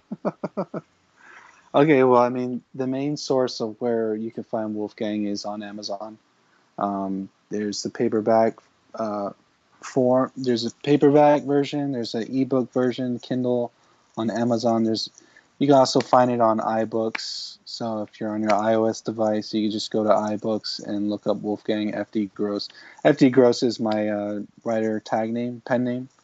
So F obviously for Frank, and then so you can find it there. It's also on Barnes & Noble online store. So it's on the Nook, and it's on some other thing. I forget what it's called. Kobo. It's on Kobo. And so that's pretty much where you can find Wolfgang. You can also go to my YouTube channel, which is FD Gross. It's just FD Gross. That's the YouTube channel. And that's where I'm doing my Wolfgang audiobook. And as Ryan mentioned, was listening to some of them. And so you can go there and you can listen to however many chapters you want for free. So if you don't want to buy the book and you just want to listen to it, by all means, go for it, pass the word on, let people know about it. So there's that. And I don't just post the book readings on my YouTube channel. I also put stuff on there too, like bands I've seen or concerts I've gone to. I'll show some bands on there. I got some videos of my own band, which is Inferion. And then whatever other weird stuff I can find that I put on there that would be remotely interesting for that somebody would want to watch. So I think I got like 30 videos on there right now. So go by and check that out. And then I have my wolfgangchronicles.com website, which is a more in-depth explanation about Wolfgang, my novel. And that's pretty much the hub point where you can go and keep up to date. I got a blog page on there as well that you can see. I post all different kinds of things. I kind of did a Christopher Lee tribute blog post I did like 2 months ago, I think. I also have, I'm also putting some short stories on there too that are not Wolfgang related, just some other short stories that I worked on. Eventually I'll probably do like an anthology and publish that. And then cool. I have, there's a catacomb, I call it the catacombs section on the website, which is basically everything that you find on YouTube with the book readings. It's just everything centralized there, so you can go there and see it all, and you can just pick what chapter you want to read or listen to, and that's pretty much it. There's also a mailing list that you can put on there, and a spot for you to ask questions if you want. And then there's my Facebook page. You can go to that too, which is Wolfgang Chronicles. So if you just go on Facebook and type that in, you'll see that page come up, Wolfgang page, and hit the like button. Yay! And that's pretty much it. Awesome. I mean, I'm also on and then Twitter, you got your too. Twitter. That's at Grell Dragon. FD Gross at Grell Dragon. Grell Dragon is actually a name that's stuck with me for a long time. It's one of my fantasy worlds that I created, so I figured that might as well be the tag name I use for later on. So that's FD Gross at Grell Dragon on Twitter. So hit me up on Twitter anytime if you have any questions or if you just want to chat and talk about nothing. I'm always down for that. Oh, and be like us, yeah, just talk about about Castlevania. you know. And yeah, I will be hungrily anticipating the release of that Netflix series on what day is it? July 7th. That's right. Oh, that's real soon. Wow. Yeah, it's real soon. Yeah, it's like they announced it. It's like that's a surprise. I'm like, oh, this will be like next year or something. No, It's like happening right around the corner. So it's like I think I'm gonna marathon watch it because I yeah, that would be like one of the few ones that like it's like, oh, I will set aside time for first this. season, so chances are it's probably going to be like, I'm not lowballing it, like six to eight episodes. Yeah. Yeah. Unfortunately. And then it's like we got. Yeah, but that's okay. That's better than nothing, and well, that's still quite a bit because we don't really have anything else to back that up with Castlevania wise. You know, other than Captain N's the closest thing you get. Oh yeah. It really is. At the end of the day, that's the closest thing you get to your Castlevania like movie, TV shows. But and then we got Bloodstained to look forward to, which I can't. Yeah, I'm excited for that. And then there's Dark Flame too. You check that out. Check that out on YouTube. Yeah. You're gonna be like, whoa, man, this is really like Symphony of the Night, like, for real. Yeah, I gotta check that out. As I said, like all those kind of games, like Guacamelee was awesome because it had Castlevania elements. And then like Axiom Verge, that was more like Metroid, but whatever. You know, it's like all those games. Like whenever I see them, it's like I'm sold. I'm there. Sign me up. You're gonna make a game that's Castlevania ripoff or a Metroid ripoff. I'm down with it. That's not a problem. But well, once again, thanks for coming on the show, Frank. You can always check out more at oldmanorange.com, where you'll find podcasts, cartoons, comics, music, all that fun stuff. Yeah. I'm Spencer Scott Holmes. We got special guest here, Frank Gross, author of Wolfgang. Yep. And yeah, we had a great time. We got to have you on again, have more fun things to talk about. I bet you there's gonna be all kinds of games. You a big Resident Evil fan? I love Resident Evil. Oh my god, there's a podcast in itself. That's one of my other favorite series. For sure, and definitely we'll have to chat after the Castlevania series comes out. Do a recap on that, maybe. Maybe that's what we'll do. We'll do our next episode literally right after the Castlevania one, because that'll be like a perfect month away from now, or less than that. Jeez, that's right. That's literally like 3 weeks away. I'm definitely gonna binge watch it, so I'll pretty much be up to date with what happens with that. Awesome. Well, maybe we'll have to do whatever day that comes out. We'll do it like right around the weekend or whenever it comes out. God knows, anything can come out any day now, I guess. So it doesn't make a difference anymore. So you guys are comic fans, right? You write comics and all that. So did you ever read the Castlevania comics? Yeah, I read. There was the ones that came out alongside the second one for PS2 and Xbox. Yes. The one where he plays Hector. Why am I drawing a blank? Curse of Darkness. Yeah. There was those ones, and then there was another series. Yeah, it's called the Belmont Legacy, and it's about Christopher Belmont. Yeah, that's right. Yeah. It's really good, actually. The artwork was amazing too. Oh yeah, the artwork's because those are those like mangas where you look at them, you're like, the artwork's like too good. Why is it so good? Is that really flowy, kind of Final Fantasy early artwork, like that kind of look to it, kind of like I wouldn't say like Final Fantasy. I mean that early Final Fantasy, kind of like that very flowy kind of watercolorish kind of look. Because I thought I saw some Castlevania stuff have that kind of look. Maybe I'm wrong, but you know what I'm talking about. Well, I know what you're talking about, like Final Fantasy 4, 5, and 6. Yeah, like that kind of thing. No, the Belmont Legacy one is more of like it looks more like DC Comics or Marvel. Oh, really? Yeah. Oh, okay. Yeah. Yeah. There's some Castlevania stuff that looked like Final Fantasy artwork. Maybe I'm thinking of something else though, but yeah. No, I know what you're talking about, but I don't. Not probably is. I'm trying to think. Not with this Belmont one. We'll have to brush up my Final Fantasy stuff so I can. I'm gonna definitely watch this show because I like it.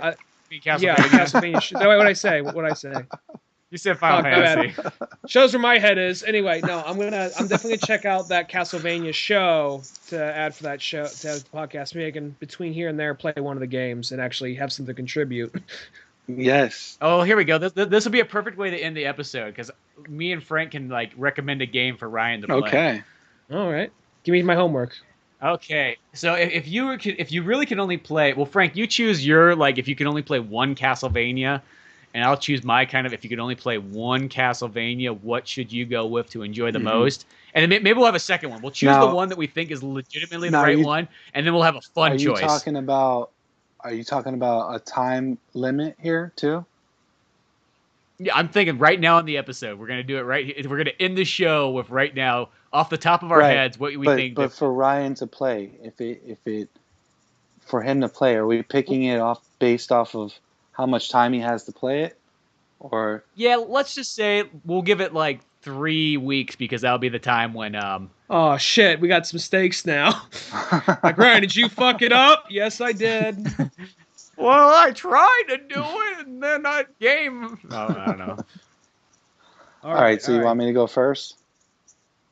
Yeah, you can pick if you got one ready. You I can got go one ready, and I think anybody should play this game at least once in their lifetime, and that is simply Super Castlevania.